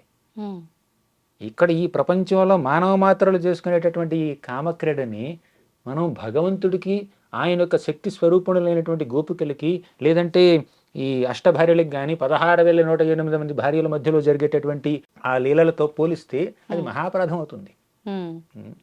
ఒక శ్లోకం చెప్తాను శ్రీమద్ భాగవతంలో. ఉద్దామ భావ పిశునామలవల్గుహాస వ్రీడావలోక నిహతో మదనోపి యాసాన్ సమ్ముహ్య చాపమజహాత్ ప్రమదోత్తమస్తా యస్యేంద్రియం విమథితుం కుహకైర్న సేకుః. మీరన్నారు ఇంద్రియాలు ఇంద్రియ నిగ్రహం అని చెప్పారు మొదట్లో, దాని గురించి శ్లోకం. ఇప్పుడు ఈ ప్రపంచంలో స్త్రీకి ఒక పురుషుడికి మధ్యలో ఒక అట్రాక్షన్ రావాలి అంటే దానికి కారణం ఎవరో తెలుసా? మన్మధుడు. ఆయన కామదేవుడు అని కూడా అంటారు. అంటే కామాన్ని ప్రేరేపించే దేవుడు కామదేవుడు మన్మధుడు అనమాట. ఆయన పుష్పబాణాన్ని అలా విడిస్తే ఆ పుష్పబాణం గుర్చుకుని వీళ్ళందరూ కామానికి దాసులు అవుతుంటారు. ఈ ప్రపంచంలో ఉన్న వ్యక్తులు, పురుషులు కానీ స్త్రీలు కానీ. ఒక స్త్రీకి ఒక పురుషుడికి మధ్యలో ఒక అట్రాక్షన్ రావాలి అంటే అందులో ఈ కామ దేవుడు మన మన్మధుడి యొక్క పాత్ర చాలా ఉంది. ఆయన పుష్పబాణం విడిస్తే అప్పుడు జరుగుతుంది అనమాట. మనం ఏదైనా చూడాలనుకోండి, సూర్యదేవుడు అనుగ్రహం లేదే చూడలేం. మీ కళ్ళు చక్కగా పనిచేస్తుండొచ్చు, సైట్ లేదు మీకు, అయినా కూడా లైట్ లేకపోతే మీకు సైట్ లేకపోయినా ఏం చూడలేరు మీరు. అవునా? సూర్యుడు ఉండాలి, చంద్రుడు ఉండాలి, లేదంటే అగ్ని ఉండాలి. అంటే మీ యొక్క కన్ను అనే ఇంద్రియం ఒక ఇంద్రియ విషయం, ఒక రూపాన్ని చూడాలి అంటే ఆ ఇంద్రియాలకి అధిష్టాన దేవత అయినటువంటి సూర్యుడు కానీ అగ్ని కానీ ఆ ఇంటరాక్షన్ ని ఫెసిలిటేట్ చేయాలి. అంటే పంచభూతాల ప్రమేయం ఉండాలి. పంచభూతాలతో చేసినవే ఈ కళ్ళు. ఈ కళ్ళు పంచభూతాలతో చేయబడినవి. కళ్ళు చూసే ఆ వస్తువులు కూడా పంచభూతాలతో చేయబడినవి. కానీ ఈ పంచభూతాలకు అతీతంగా కొంతమంది దేవతలు ఉన్నారు. అంటే సూర్యదేవుడు ఉన్నాడు, ఆయనే మనకి దేనైనా చూపించగలుగుతాడు. సరే, అసలు దీనికి వద్దాం. ఇప్పుడు ఎలాగే ఎలా అయితే సూర్యదేవుడు యొక్క ప్రమేయం వల్ల మనం అన్ని చూడగలుగుతున్నాము, కామదేవుడి యొక్క ప్రమేయం వల్ల ఈ కామం, కోరికలు అవన్నీ కలుగుతూ ఉంటాయి స్త్రీ పురుషుల మధ్యలో. ఇప్పుడు శ్రీకృష్ణుడికి ఆయన గోపికలకు కానీ భార్యలకు కానీ మధ్యలో జరిగేటటువంటి ఆ క్రీడ, ఆ శృంగార లీల, అది కామదేవుడి ప్రేరేపితం కాదు. ఇప్పుడు ఈ మన్మధుడు ద్వారకకు వెళ్తాడు, అక్కడికి వెళ్ళి చూస్తాడనమాట. తాను ఇంకా పుష్పబాణం విడవలేదు. విడవకుండానే కృష్ణుడు ఆయన యొక్క భార్యలు చక్కగా అన్యోన్యంగా వాళ్ళ లీలలు చేస్తూ ఉన్నారు. అలాగే బృందావనానికి వెళ్తే అక్కడ కృష్ణుడు గోపికలు వారి లీలలు వారు కొనసాగిస్తూ ఉన్నారు. మన్మధుడు ఇంకా బాణం వేయలేదు. అంటే దాని అర్థం ఏమిటి? ఇది కామం కాదు అని. కామదేవుడి ప్రమేయం లేనటువంటి ఆ స్త్రీ పురుషుల యొక్క ఆ ఇంటరాక్షన్ అది కామ ప్రేరేపితం కాదు కాబట్టి అది భౌతికం కాదు, అది పూర్తిగా ఆధ్యాత్మికం. అది ప్రేమ, అది కామం కాదు. ఇప్పుడు కృష్ణుడు, శ్రీమతి రాధారాణి కానీ, గోపికలు కానీ, ఆయన యొక్క భార్యలు కానీ, వాళ్ళ మధ్యలో ఏదైనా ఒక రకమైనటువంటి ఒక లీల జరిగితే, మీరు అన్నట్టు అంటే ఈ ప్రపంచానికి అర్థమయ్యే విధంగా ఒక రొమాంటిక్ లీల జరిగితే అదంతా ప్రేమ ప్రేరేపితం కానీ కామ ప్రేరేపితం కాదు. ఎందుకంటే కామదేవుడి యొక్క ప్రమేయం లేదు, మన్మధుడి యొక్క ప్రమేయం లేదు. భగవంతుడు వారితో ఎందుకుంటాడంటే వారి మనస్సులో పవిత్రమైనటువంటి ప్రేమ ఉంది కాబట్టి ఆ భక్తుల్ని అలా అనుగ్రహిస్తాడు. అక్కడ ఉన్నది పవిత్రమైనటువంటి భక్తి, శారీరక సంబంధం కాదు. శారీరకమైనటువంటి సంబంధం కాదు, అది శరీరం ఆధ్యాత్మిక రూపం. భగవంతుడి ఆధ్యాత్మిక రూపం, ఆయన యొక్క గోపికలది కూడా ఆధ్యాత్మిక రూపం. పంచమహాభూతాలతో చేసినటువంటి దేహాలు కాదండి వాళ్ళకి ఉన్నది. మన దేహంలో ఒక సూది గుచ్చితే రక్తం వస్తుంది. ఆయన సచిదానంద స్వరూపుడు. ఈ రక్తమాంసాల ఉన్నటువంటి దేహం కాదు ఆయనది, దివ్యమైనటువంటి దేహం. మన శరీరంలో ఈ కాస్త చర్మాన్ని అలా బయటికి వలిస్తే లోపలే ఉంటుంది రక్తం, మాంసం, మలం, మూత్రం, నరాలు, ఎముకలు ఇవే ఉంటాయి. కానీ ఆయన శరీరం ఇలా చేయబడలేదు. పంచమహాభూతాలతో భూమి, జలము, నీరు, అగ్ని, వాయువు లేవు ఆయన శరీరంలో. ఆయన శరీరం దివ్యమైనటువంటి శరీరం, ఆధ్యాత్మిక శరీరం. ఈ భౌతికమైనటువంటి ఈ ఆయుధాలు ఏవి ఆ శరీరాన్ని ఛేదించలేవు. రక్తమాంసాల్లో చేసినటువంటి దేహం కాదు. అలాగే వీరి దేహాలు కూడా అటువంటివే. అంటే ఇది స్పిరిచువల్ బాడీ, అది స్పిరిచువల్ బాడీ. ఆ స్పిరిచువల్ బాడీస్ మధ్యలో జరిగేటటువంటి ఆ లీల spiritual relationship. Spiritual pastime, Hmm. అది మెటీరియల్ కానే కాదు. ఇది కామక్రీడ అని మీరు అన్నట్టు సామాన్య మానవులకు అనిపించవచ్చు, Hmm. కానీ అది ప్రేమ క్రీడ, Okay. చాలా పవిత్రమైనటువంటి సంబంధం. Hmm. అసలు ఇంకా చెప్పాలంటే Hmm. భగవంతుడికి ఒక భక్తుడికో భక్తురాలికో ఉన్నటువంటి ఆ సంబంధం ఎంత పవిత్రంగా ఉండగలదో అంత పవిత్రత Hmm. ఈ కృష్ణుడికి గోపికలకి మధ్యలో జరిగే లీలలో ఉంది. Mhm. మ్యాక్సిమం పవిత్రత అన్నమాట. Okay. అది limit of purity, Hmm. The top epitome of purity అనమాట అది. ఎందుకంటే ఈ గోపికలు వారిని వారు అలంకరించుకుంటే Hmm. అది కేవలం కృష్ణుడికి ఆనందాన్ని ఇవ్వడానికి మాత్రమే. వారు ఏదో మేకప్ చేసుకుని వాళ్ళు అందంగా ఉండడానికి కాదు, కృష్ణుడికి ఆనందాన్ని ఇవ్వాలి, Hmm. కృష్ణుడి కళ్ళకి ఆనందాలు ఇవ్వాలి అని వారిని వారు అలంకరించుకుంటారు. Okay. కృష్ణుడి యొక్క జిహ్వకు ఆనందాన్ని ఇవ్వాలని చెప్పి వాళ్ళు వంట చేస్తూ ఉంటారు. Hmm. కృష్ణుడి యొక్క చెవులకి ఆనందాన్ని ఇవ్వాలని వాళ్ళు మాట్లాడుతూ ఉంటారు. వాళ్ళు చేసే ఏ పనైనా కేవలం కృష్ణుడి ప్రీత్యర్థం చేస్తూ ఉంటారు. Okay. నిస్వార్థమైనటువంటి సేవాభావానికి, అంకిత భావానికి వారు పరాకాష్ఠ. Hmm. వారికన్నా గొప్ప భక్తులు లేరు. భాగవతంలో చెప్పారు, నేను చెప్పట్లేదు ఈ మాట. Ah. శ్రీమద్ భాగవతం 10వ స్కందంలో చూడండి, సాక్షాత్తు శ్రీకృష్ణుడే చెప్తాడు, Hmm. నా భక్తులందరిలో అగ్రగణ్యులు ఈ గోపికలు, Hmm. నిస్వార్థమైనటువంటి భక్తికి వాళ్ళు పరాకాష్ఠ అని. Hmm. సో అటువంటిది రాసలీల. దాని యొక్క పవిత్రతని ఎవరు మానవ మాత్రలు ఎవరు అంచనా కూడా వేయలేరు. Hmm. దాన్ని మనం కేవలం మన క్యాలిక్యులేషన్తో మనం చూస్తూ ఉంటే, ఈ కళ్ళతో దాన్ని దర్శిస్తూ ఉంటే అది హీరోయిన్లు చేసిన డ్యూయట్ లాగా అనిపిస్తుంది మనకి. అవును అవును. అయితే ఇప్పుడు ప్రభుజీ ప్రతి ఒక్కరు కూడా ప్రేమ విషయంలో రాధాకృష్ణుల్ని ఆదర్శంగా తీసుకోవాలి అని అంటుంటారు.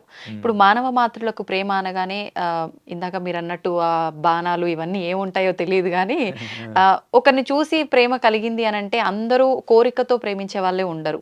కానీ ప్రేమించుకున్నారు అంటే వివాహం చేసుకొని ఆ బంధాన్ని కొనసాగించే వాళ్ళు ఉంటారు. అలా చూసుకుంటే అందరికీ ఆదర్శంగా తీసుకునే రాధాకృష్ణుల ప్రేమ చాలా గొప్పదంటారు. మరి వాళ్ళిద్దరు ఎందుకు వివాహం చేసుకోలేదనే సందేహం కూడా చాలా మందిలో ఉంటుంది. ఇప్పుడు రాధాకృష్ణులకి వివాహం జరగలేదని మీకు ప్రమాణం ఏమిటి చెప్పండి? జరిగింది అనటానికి కూడా ఏమీ ప్రమాణం లేదు కదా ప్రభుజీ. శ్రీ గర్గ సంహిత అనే ఒక పురాణంలో, శ్రీ గర్గ సంహిత అనే ఒక ఆధ్యాత్మిక గ్రంథంలో రాశారు, సాక్షాత్తు బ్రహ్మదేవుడు పురోహితుడిగా మారి రాధాకృష్ణులకి వివాహం చేశాడు. భాండీర వనం అనేటటువంటి ఒక వనంలో, భాండీర వనంలో రాధాకృష్ణుల వివాహం బ్రహ్మదేవుడి యొక్క చేతుల మీదుగా జరిగింది. ఓకే, అది మరి ఇది ఎక్కడ అంటే గర్గ సంహితలో ఉంది.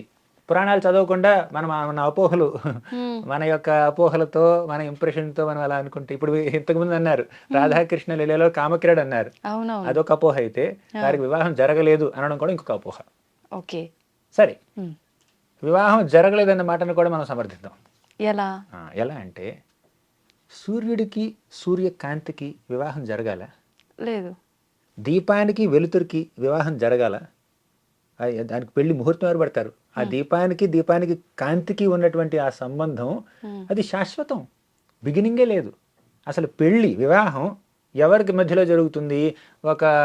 ఒక ఆడపిల్ల, ఒక స్త్రీ ఒక దగ్గర పుడుతుంది, పెద్దయి కొంచెం యుక్త వయసుకు వస్తుంది, ఇక్కడ మగవాడు ఉంటాడు, పుడతాడు, పెరిగి పెద్దవాడు యుక్త వయసుకు వస్తాడు, వాళ్ళిద్దరికి జాతకాలు కలిస్తే, కుటుంబాలు అన్నీ సెట్ అయితే ఏదో 20 ఏళ్ళకో 25 ఏళ్ళకో పెళ్లి చేస్తారు, అవునా? ఇప్పుడు రాధాకృష్ణులు ఎప్పుడు పుట్టారు? వాళ్ళు పుట్టుకెప్పుడు, యుక్త వయసుకి ఎప్పుడు వచ్చారు, పెరిగి పెద్దవాళ్ళు ఎప్పుడు అయ్యారు, వాళ్ళు యవనంలోకి ఎప్పుడు వచ్చారు, వాళ్ళకి ముహూర్తాలు ఎవరు పెట్టారు? ఇప్పుడు ఆధ్యాత్మిక జగత్తులో వాళ్ళకి పుట్టుక లేదు, వాళ్ళకి చావు లేదు, వాళ్ళకి వృద్ధాప్యం లేదు, వాళ్ళకి రోగం లేదు, జన్మ మృత్యు జరా వ్యాధులకి అతీతం ఆధ్యాత్మిక జీవనం, ఆధ్యాత్మిక జగత్తు, గోలోక బృందావనం, వైకుంఠం, అవన్నీ ఈ భౌతిక ప్రపంచంలో ఉన్నటువంటి రూల్స్ రెగ్యులేషన్స్కి అతీతం. అక్కడ ఇంకా పెళ్ళేమని చెప్పండి?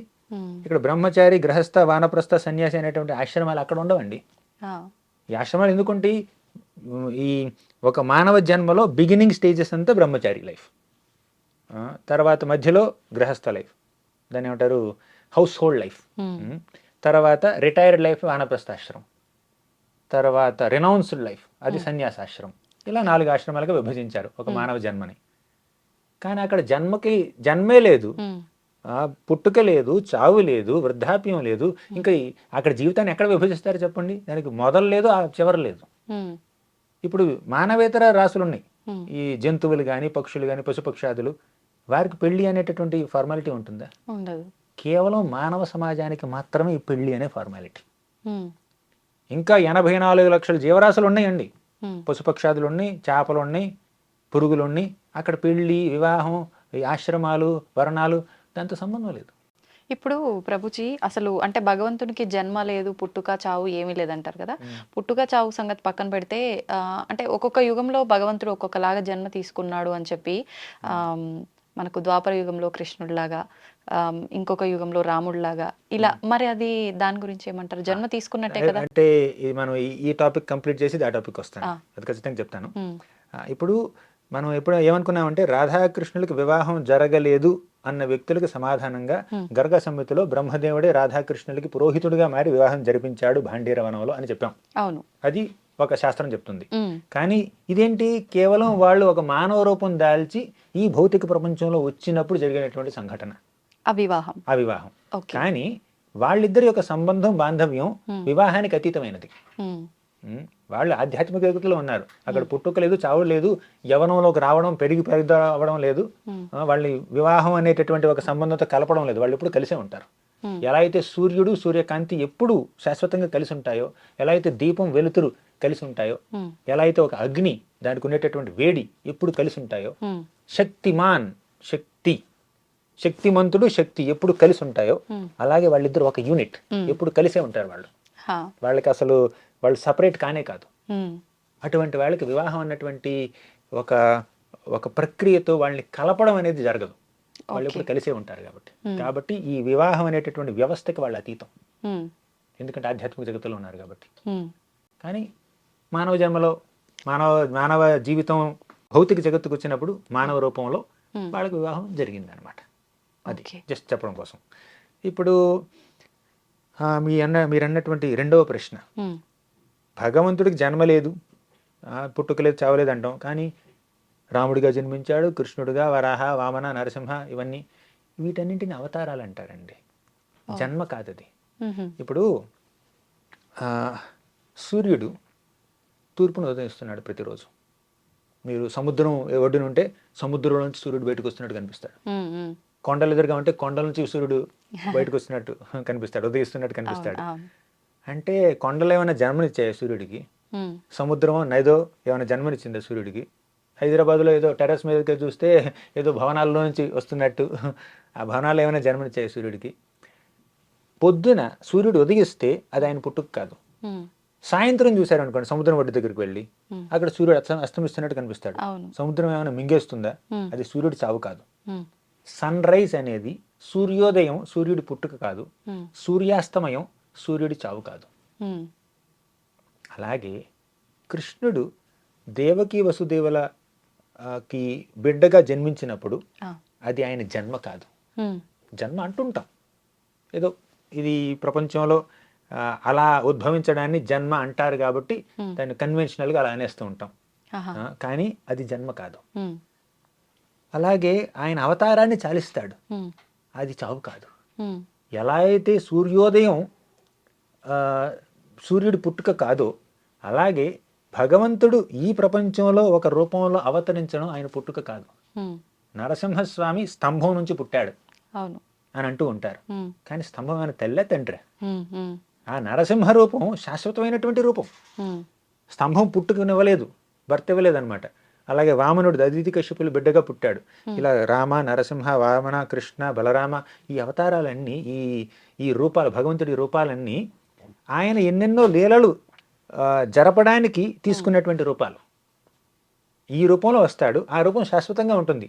ప్రతి రూపానికి మన ఆధ్యాత్మిక జగత్తులో ఒక ప్రత్యేకమైనటువంటి లోకం ఉంది. రాముడికో లోకం ఉంది, అయోధ్య లోకం. అయోధ్య అనేది ఈ భారత భూమిలో ఒక చోటు. కానీ ఆధ్యాత్మిక జగత్తులో అయోధ్య అనే ఒక లోకం ఉంది, అది రాముడి లోకం. ఆయన శాశ్వతంగా శాశ్వతంగా నిత్యం ఆయన తన భక్తులతో పూజలు అందుకుంటూ ఉంటాడు. నరసింహస్వామికి ఒక లోకం ఉంది, శ్రీకృష్ణుడికి ఒక లోకం ఉంది, వరాహస్వామికి ఒక లోకం ఉంది, కూర్మావతారానికి ఒక లోకం ఉంది. అలా ఈ అవతారాలన్నీ శాశ్వతమైనటువంటి రూపాలు భగవంతుడికి. భగవంతుడు ఇన్ని రూపాల్లో కొన్ని వేల కొలది, కోట్ల కొలది, లక్షల కొలది భక్తుల్ని అనుగ్రహిస్తూ ఉంటాడు. ఒక్కొక్క భక్తుడు భగవంతుని ఒక్కొక్క రూపంలో కొలుస్తూ ఉంటాడు, కాబట్టి వారిని అలా అనుగ్రహిస్తూ ఉంటాడు భగవంతుడు. ఆ రూపాలని శాశ్వతం. ఆ రూపం అక్కడి నుంచి మీరు 10th ఫ్లోర్ అనుకోండి, 10th ఫ్లోర్ నుంచి ఫస్ట్ ఫ్లోర్కి రావడం, గ్రౌండ్ ఫ్లోర్కి రావడం అనుకోండి. అలాగే ఆధ్యాత్మిక జగత్తు నుంచి ఈ భౌతిక జగత్తులోకి ఆయన ప్రవేశించడాన్ని మనం జన్మ అనొచ్చు. కానీ అది జన్మ నిజంగా కాదు, టెక్నికల్గా జన్మ కాదు, అది జన్మ కాదు, అవతారం. అవతారం. అయితే ప్రభుజీ, కృష్ణుడి విషయానికి వస్తే ఇప్పుడు కృష్ణుడి చేతిలో ఎప్పుడు పిల్లన గ్రోవి కనిపిస్తూ ఉంటుంది. మనం ఏ సీరియల్స్ ద్వారా చూసినా, ఎక్కడ చూసినా, ఆయన గురించి చదివినా కూడా పిల్లన గ్రోవి ఉన్నట్టు, అది వాయించినట్టు, రాధాదేవికి ఎంత దూరంలో ఉన్నది మారు మ్రోగుతున్నట్టు చెవుల్లో అలా వినిపిస్తుంటుంది. కానీ మిగతా దేవుళ్ళ విషయానికి వస్తే సంగీత వాయిద్యాలు, ఈ పరికరాలు లాంటివి మిగతా భగవంతుల చేతిలో ఉన్నట్టు విన్నట్టు ఉండదు. ఎందుకని ప్రత్యేకించి కృష్ణుని చేతిలో ఉంటుందంటారు పిల్లన గ్రోవి? ఒకసారి జర్మనీ నుంచి అనుకుంటా ఎవరో ఒక విజిటర్ వచ్చాడు. వచ్చి భారతదేశంలో ఉన్నటువంటి పుణ్యక్షేత్రాలన్నిటినీ కొంచెం సందర్శించి అందరి విగ్రహాలని అలా చూసి చూసి కృష్ణుడే దేవాది దేవుడై ఉంటాడు అని ఒక కంక్లూషన్కి వచ్చాడు. ఆయన వచ్చినటువంటి కంక్లూషన్. ఎందుకు? అందరూ ఏవో ఆయుధాలు పట్టుకున్నారు, సంహరించడానికి రెడీగా ఉన్నారు, యాక్షన్ మోడ్లో ఉన్నారు, కానీ కృష్ణుడు కొంచెం రిలాక్స్డ్గా అలా వేణు వాయిస్తున్నాడని. ఇప్పుడు కృష్ణుడు ఆయన రూపం ఎదుటి వ్యక్తిలో ప్రశాంతతను తీసుకొస్తుంది వెంటనే. ఎందుకంటే రిలాక్స్డ్గా ఆయన వేణువు వాయిస్తున్నాడు. త్రిభంగ రూపంలో, అంటే త్రిభంగ అంటే ఇప్పుడు కాలు దగ్గర ఒక బెంట్ ఉంటుంది, తర్వాత నడుము దగ్గర బెంట్ ఉంటుంది, తల ఇలా బెండగా ఉంటుంది. శ్యామం త్రిభంగ లలితం నియత ప్రకాశం అని అంటుంటారు ఆయన్ని. అంటే ఆయన ఈ త్రిభంగ రూపంలో ఉంటూ వేణు వాయిస్తూ భక్తులకి ఎంతో ఆనందాన్ని కలిగిస్తున్నాడు అనమాట. అంటే బృందావనంలో ఆయన ఆయుధం చేపట్టడం. బృందావనంలో ఆయన దాదాపు ఒక దశాబ్దం ఉన్నాడు, 10 ఏళ్ల పాటు ఉన్నాడు, 10-11 ఏళ్ల పాటు ఉన్నాడు. అక్కడ ఆయన ఎటువంటి ఆయుధాన్ని స్వీకరించాడు. చాలామంది రాక్షసులను సంహరించాడు. పూతన, బకాసురుడు, శకాటాసురుడు, వత్సాసురుడు, వ్యోమాసురుడు, కేశి, అరిష్టాసురుడు అని ఎంతోమంది రాక్షసుల్ని ఆయన సంహరించాడు. కేవలం ఒక బాలుడు ఆడుకున్నట్టే సంహరించాడు. ఒక బకాసురుడు అని ఒక అసురుడు వచ్చాడు, ఒక క్రేన్ రూపంలో, క్రేన్ ఏమంటారు, కొంగ రూపంలో వచ్చాడు. కృష్ణుడు ఏం చేశాడంటే ఆ కొంగ ముక్కుని ఎలా పట్టిన ఎలా దాన్ని ఏమంటారు బైఫర్కేట్ చేసేసి చంపేశాడు బకాసురుడిని. అలా ఒక ఆటగా, ఒక లీలగా చంపేశాడు చాలా మంది రాక్షసుల్ని. బృందావనం అనేటటువంటి ఈ ప్రదేశం భగవంతుడి యొక్క ఐశ్వర్య లీలకు సంబంధించింది కాదు, మాధుర్య లీలకు సంబంధించింది. మాధుర్య లీల, ఐశ్వర్య లీల, వీటిలో వ్యత్యాసం ఏమిటంటే ఐశ్వర్యం అంటే ఆయన యొక్క శక్తిని చూపిస్తాడు, ఆయన శక్తిని, ఆయన యొక్క ఆయుధాలని, ఆయన యొక్క సంపదని ప్రదర్శిస్తాడు. అది ద్వారకలో, మథురలో. కానీ బృందావనంలో ఆయన యొక్క మాధుర్యాన్ని ప్రదర్శిస్తాడు. అక్కడ కౌముదికి గదకి పని లేదు, సుదర్శన చక్రానికి పని లేదు, ఆయన ఆయుధాలని వాడడు, సారంగా ధనుస్సుకి పని లేదు. అందుకే కృష్ణుడు బృందావన లీలలో ఆయన నెమలి పింఛాన్ని ధరించి ఈ పిల్లలను గురించి వాయిస్తూ ఉంటాడు. ఇప్పుడు ఆ బృందావన కృష్ణుడు భక్తులకు ఎంతో ప్రియుడు. అలాగే మథురా కృష్ణుడిని పూజించే భక్తులు చాలా మంది ఉన్నారు, ద్వారకా కృష్ణుడిని పూజించే భక్తులు కూడా చాలా మంది ఉన్నారు. అందరూ ఒకటే. కాకపోతే బృందావనంలో ఒక 10 ఏళ్ల బాలుడిగా ఆయన చేసే లీలలు ఎంతో ముగ్ధ మనోహరంగా ఉంటాయి. కాబట్టి ఆయన పిల్లలను గురు ఊదుతాడు. ఒక మానవ జన్మ తీసుకున్నప్పుడు సమయంతో ముడిపడి ఉన్నది ఈ మానవ జన్మ. అయితే ముఖ్యంగా మనం ఈ సమయానికి ఎటువంటి ప్రాధాన్యత ఇవ్వాలి ఈ జన్మలో ఉన్నప్పుడు? చాలా మంది భగవంతుడి ఆరాధన కోసమే మనం ఉన్నామని చెప్పి, మనం ఇందాక మాట్లాడుకున్నట్టు గత జన్మలో చేసిన పాపాలని మనం ఇప్పుడు ఇక్కడ కడిగేసుకొని ముక్తిని పొందడం కోసమే అని చెప్పి మాట్లాడుకుంటుంటాం. మరి ముక్తిని పొందాలి అని అంటే భగవంతుడికి కొంత సమయం ఇవ్వాలి, ఆ సమయాన్ని మనం భగవంతుడి కోసమే ఉపయోగించాలి. కానీ భగవంతుడి సేవకే సమయం లేదంటారు. మరి ఇంకా మానవ జన్మలో ఈ సమయానికి ఎటువంటి ప్రాధాన్యత ఉందంటారు? భగవంతుడికే ఉపయోగించలేని సమయం అసలు దేనికి ఉపయోగించాలి? భగవంతుడి గురించే ఉపయోగించాలి. ఇప్పుడు సమయం అనేది చాలా లిమిటెడ్గా ఉంటుంది ఈ ప్రపంచంలో, అన్లిమిటెడ్ కాదు. ఒక వ్యక్తికి 100 ఏళ్ల సమయం ఉంది. ఆ 100 ఏళ్ళు కూడా కలియుగంలో బ్రతకడం చాలా కష్టం. అది 70కో 80కో పరిమితం అయిపోతుంది ఈ కలియుగం ప్రోగ్రెస్ అయ్యే వరకు. అది కూడా ఒక 70 ఏళ్ల తర్వాత ఒక వ్యక్తి ఎంత చేయగలడు? మొదటి 10-20 ఏళ్ళు కూడా పెద్ద చేయగలిగింది ఏం లేదు, ఆడుకుంటాడు చిన్నపిల్ల. అది ఆ బాల్యావస్థలో, ఒక అమాయకత్వంలో, జీవితంలో మొదటి 10 ఏళ్ళు 15 ఏళ్ళు 20 ఏళ్ళు గడిచిపోతూ ఉంటాయి. వృద్ధాప్యంలో ఇంకొన్ని ఏళ్ళు గడిచిపోతూ ఉంటాయి. ప్రహ్లాదుడు ఒక పెద్ద క్యాలిక్యులేషన్ ఇచ్చాడు భాగవతం 7వ స్కందంలో. పట్టుమని చూస్తే ఈ ఒక మానవ జీవితంలో మనం 1-2 దశాబ్దాల కన్నా ఎక్కువగా ప్రొడక్టివ్గా యూజ్ చేసుకోలేకపోతున్నాం. చాలా చిన్న చిన్న విషయాలకి అయిపోతుంది. నిద్రలోనే పోతుంది రోజులో 1/3 వంతు. 8 గంటలు 6 గంటలు కనీసం నిద్రపోయినా 1/4 వంతు 1/3 వంతు నిద్రలో పోతుంది అనమాట. తినాలి, పడుకోవాలి, చాలా ఉన్నాయి.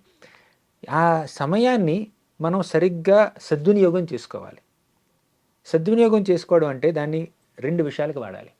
ఒకటి self preservation, 2 self realization. Self preservation అంటే ఈ ప్రపంచంలో నన్ను నేను సంరక్షించుకోవడానికి ఏం చెయ్యాలో అది చేయడం, నా జీవనోపాధిని పొందడం, అది సెల్ఫ్ ప్రిజర్వేషన్. అవును. తర్వాత ఆత్మ సాక్షాత్కారాన్ని పొందడం, అది సెల్ఫ్ రియలైజేషన్. నేను ఆత్మని, కానీ శరీరంలో చిక్కుబడి ఉన్నాను. కాబట్టి ఈ శరీరాన్ని పోషించుకోవడం నా బాధ్యత. ఆ శరీరానికి నేను కొంత సమయాన్ని వెచ్చించాలి. అది ఫస్ట్ దాంట్లో వస్తుంది. అది సెల్ఫ్ ప్రిజర్వేషన్. అది జీవనోపాధిని సంపాదించుకోవడం వస్తుంది. దానికి చదువుకోవాలి, ఉద్యోగం చేయాలి, డబ్బులు సంపాదించాలి, తినాలి, పడుకోవాలి, అవన్నీ చేయాలి. అదంతా సెల్ఫ్ ప్రిజర్వేషన్. కానీ మానవ జన్మ ఉన్నది దేనికి? ఆత్మ సాక్షాత్కారం కోసం, అవును, ఆధ్యాత్మిక జగత్తుకు వెళ్ళడం కోసం. ఇప్పుడు మానవ జన్మ వచ్చి దాన్ని సద్వినియోగం చేసుకోకుండా మళ్ళీ ఇంకా కుక్కగానో పిల్లిగానో పందిగానో పుట్టాలంటే ఇంకా మానవ జన్మ వేస్ట్ అయినట్టే కదా. అవును. మళ్ళీ ఇంకో జన్మ రాకుండా చూసుకోవాలి. అది మానవ జన్మ యొక్క నిజమైనటువంటి సార్థకత. లేదంటే మానవ జన్మ నిరర్థకం అయిపోతుంది. అవునా? ఆ మానవ జన్మ సార్థకం చేసుకోవాలంటే మన సమయాన్ని కొంత సెల్ఫ్ రియలైజేషన్, ఆత్మ సాక్షాత్కారాన్ని కూడా వాడాలి. అంటే భక్తి మార్గాన్ని ఆచరించాలి. ఈ శ్రవణం, కీర్తనం, స్మరణం, ఈ నవవిధ భక్తులు చేస్తూ భగవంతుని ఆరాధిస్తే మనం అది రోజుకి కొంత సమయం చేయాలి. అంటే పూర్తిగా 24 గంటలు చేయడం కష్టం. ఎందుకంటే శరీరంలో ఉన్నాం కాబట్టి, ఆ శరీరాన్ని పోషించాల్సిన బాధ్యత ఉంది కాబట్టి 24 గంటలు భక్తి చేయలేం. అందుకే కృష్ణుడు ఏమన్నాడు? నిత్యసహ అన్నాడు. ప్రతి నిత్యం చేయండి. ప్రతి క్షణం చేయలేకపోవచ్చు, కానీ ప్రతి నిత్యం చేయండి అని అంటున్నాడు కృష్ణుడు. అందుకే ప్రతిరోజు మీరు కొంత సమయాన్ని మీరు భగవత్ సేవకు వినియోగించండి. ఇంకా సమయాన్ని మీ యొక్క విద్యుక్త ధర్మాలు నిర్వహించుకోవడం, ఇంకా మిగిలిన సమయాన్ని మీ యొక్క విద్యుక్త ధర్మాన్ని నిర్వహించుకోండి. అయితే ప్రభుజీ, ఇప్పుడు మీరు నవవిధ భక్తి మార్గాల్లో ఏ మార్గాన్నైనా ఎంచుకోవచ్చు అని చెప్పారు కదా.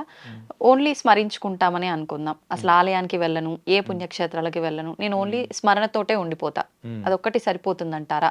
ఒకవేళ స్మరించడంతోటే సరిపోతుంది అని అంటే అసలు ఎన్నిసార్లు స్మరించుకోవాలంటారు? దానికి ఏమైనా సమయం అంటే ఇంతే అని ఒక నిర్దిష్టమైన పరిమితి ఏమైనా పెట్టుకోవాలా సమయానికి? కృష్ణ స్మరణ ద్వారా కృష్ణుని చేరుకున్న భక్తులు చాలా మంది ఉన్నారు.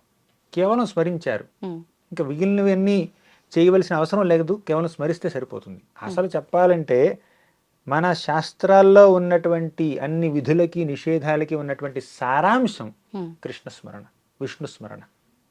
శ్లోకం చెప్పమంటారా? పురాణాల్లో నుంచి.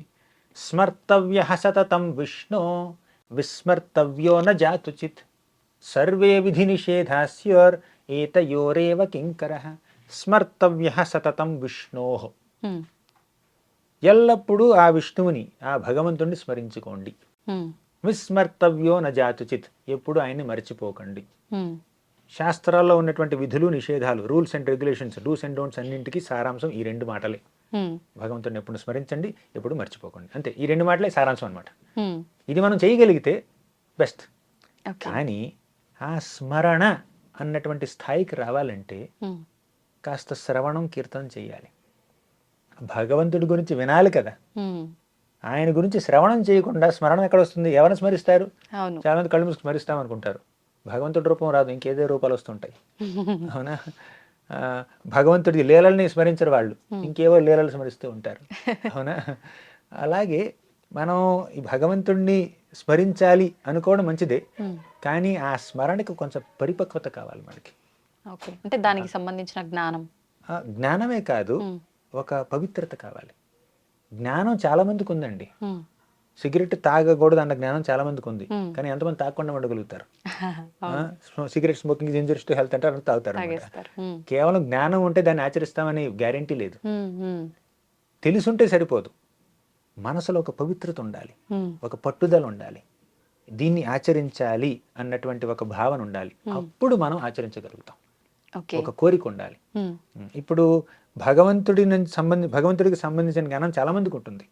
ఇది చెయ్యాలి, పూజ చేయాలి, ఇటువంటి తప్పులు చేయకూడదు, ఇలా జీవహింస చేయకూడదు, ఇలా ఇటువంటి జ్ఞానం ఉంటుంది. దాన్ని ఆచరించడం చాలా మంది కష్టం. కాబట్టి మనం ప్రతి నిత్యం శ్రవణం చేయాలి, కీర్తనం చేయాలి, భగవంతుడి నామాన్ని జపించాలి. ఒక సాధనగా శ్రవణ కీర్తనాలు చేస్తే అప్పుడు ఆ భక్తి పరిపక్వత చెంది మనసు పవిత్రత చెంది అప్పుడు మనం స్మరణ చేసుకునే అవకాశం వస్తుంది మనకి. స్మరణ చేసుకోగలుగుతాం, ఓకే. స్మరణ చేసుకునే ఎబిలిటీ మనకు వస్తుంది. ఇప్పుడు స్మరణ అనుకున్నాము, కొంతమంది జపం అంటారు. స్మరణకి జపానికి వ్యత్యాసం ఉందా? అయితే ఈ జపం అనేది అంటే తపస్సు చేసే వాళ్ళు చేసేదేనా? నార్మల్గా ఎవరైనా సామాన్యులు కూడా చేయొచ్చా? జపం అంటే ఒక మంత్రాన్ని, భగవంతుడి యొక్క ఒక నామాన్ని రిపీటెడ్గా మళ్ళీ మళ్ళీ మనం అనడం, అంటే నోట్లోంచి అనాలి ఆ మాటని, అది జపం అవుతుంది.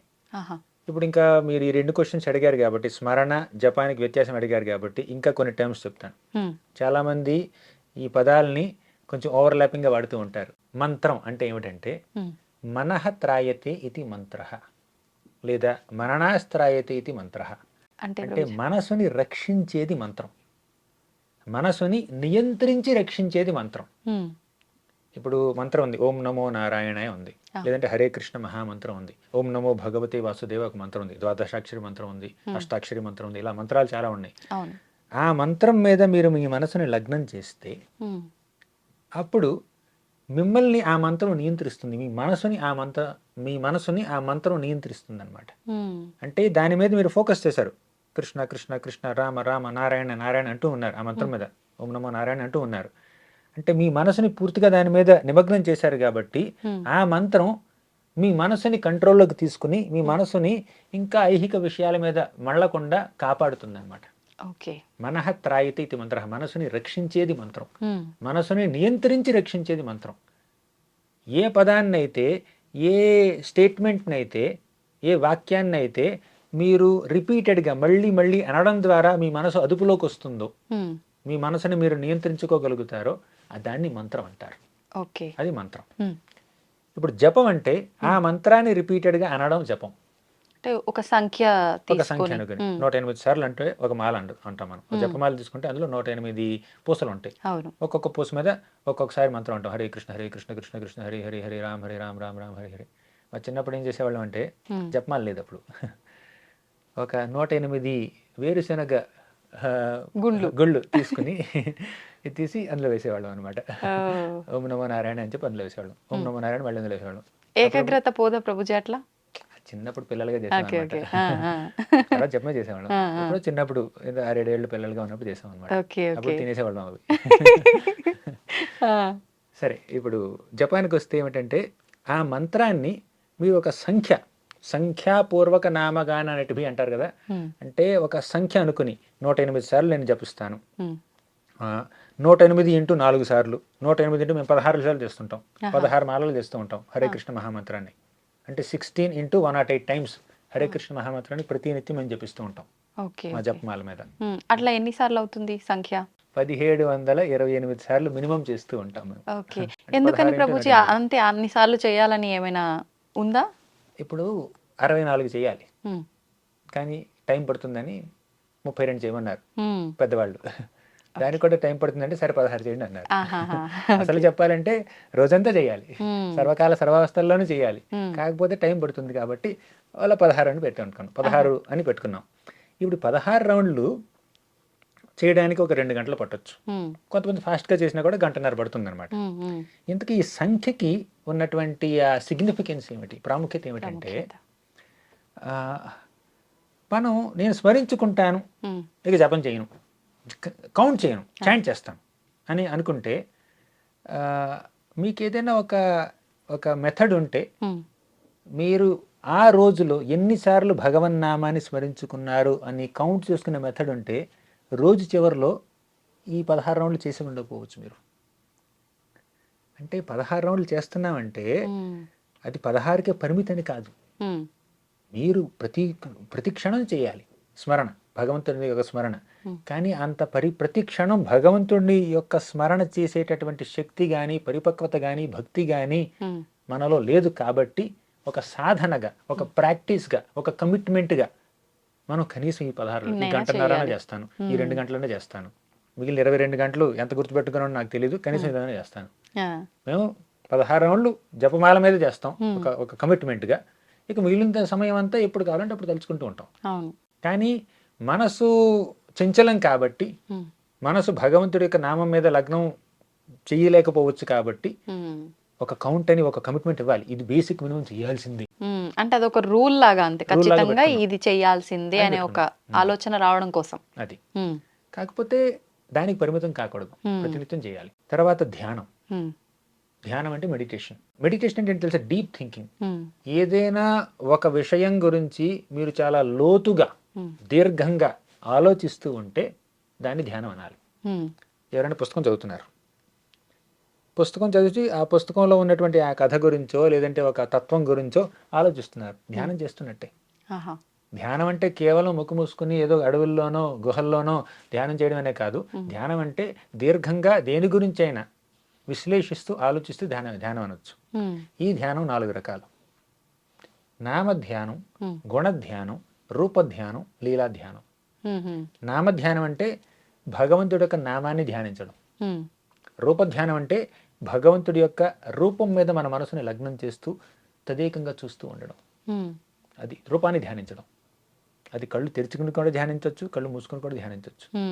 కానీ కళ్ళు మూసుకుంటే వేరే రూపాలు వస్తున్నాయంటే కళ్ళు తెరిచి బెటర్ చూడండి, విగ్రహ రూపాన్ని చూడండి. భగవంతుడి దివ్యమంగళ విగ్రహాన్ని చూస్తే అప్పుడు అది కూడా ధ్యానించవచ్చు. అది రూపధ్యానం. గుణధ్యానం అంటే భగవంతుడి యొక్క గుణాల్ని మనం ధ్యానించాలి. ఆయనకి ఎంత కృప ఉంది. పూతన ఒక రాక్షసి తల్లి రూపం దాల్చి పాలిస్తానని చెప్పి వచ్చి విషం ఇచ్చింది కృష్ణుడికి. కానీ సరే తల్లి రూపంలో వచ్చింది కదా, తల్లి భావనలో రాకపోయినా తల్లి రూపంలో వచ్చింది కదా, ఏదో ఒక రకంగా అనుగ్రహం చూపిద్దామని చెప్పి శ్రీకృష్ణుడు ఏం చేశారు తెలుసా?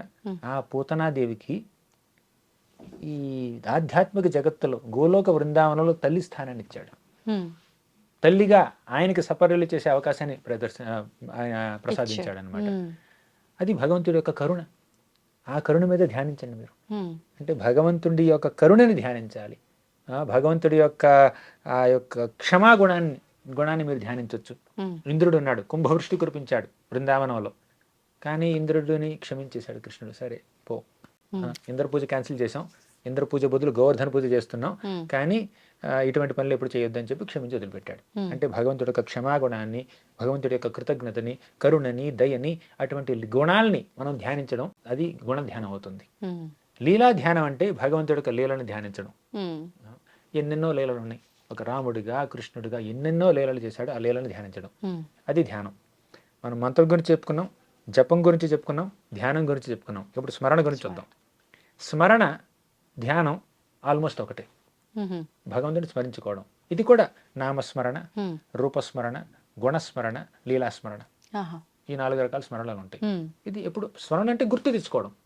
ఆయన ఎప్పుడు గుర్తు తెచ్చుకుంటున్నారు, మీరు స్మరించుకుంటున్నారు. అది ఇప్పుడు స్మరణ అనేటటువంటి ఈ దీనికి రావాలంటే, ఈ స్థాయికి రావాలంటే మనం కొంత శ్రవణం కీర్తనం చేసి ఉండాలి. ఆయన గురించి వింటేనే కదా ఆయన స్మరించుకుంటాం. అవును, ఆయన గుర్తు చేసుకోవాలంటే ఆయన గురించి కొంచెం తెలియాలి కదా, దానికి శ్రవణం కావాలి. శ్రవణం అంటే తెలుసుకునే పద్ధతి, తెలుసుకోవడం. కీర్తనం అంటే మీరు తెలుసుకునేది నలుగురికి చెప్పే పద్ధతి. కీర్తనం అంటే కేవలం పాటనే కాదండి. కీర్తి అంటే భగవంతుడి యొక్క ఆ యశస్సు, కీర్తి సింపుల్ తెలుగు పదమే. కీర్తి అనేది భగవంతుడి యశస్సు. కీర్తన అంటే ఆయన్ని మనం కీర్తించడం. ఆ కీర్తించే ప్రక్రియని, ఆయన కీర్తిని కొనియాడే ప్రక్రియని కీర్తన అంటారు. ఓకే, అది కీర్తన. ఆ కీర్తన మళ్ళీ నామకీర్తన, గుణకీర్తన, లీలాకీర్తన, రూపకీర్తన. ఆయన నామాల్ని మీరు కీర్తిస్తే అది నామకీర్తన అవుతుంది. ఓకే, అంటే హరే కృష్ణ మహామంత్రాన్ని తీసుకుని మీరు 1 గంట సేపు గానం చేస్తున్నారు, అది నామకీర్తన. గుణకీర్తన, భగవంతుడి యొక్క గుణగణాలని వర్ణిస్తూ ఉన్నారు, అది గుణకీర్తన. ఆయన యొక్క లీలల్ని వర్ణిస్తున్నారు. ఆయన గోవర్ధనగిరిని ఎలా ఎత్తాడు, లేదంటే పారిజాత వృక్షాన్ని ఎలా అపహరించాడు, అలా గోపికలతో ఎలా రాసలీల చేశాడు, దామోదర లీల చేశాడు.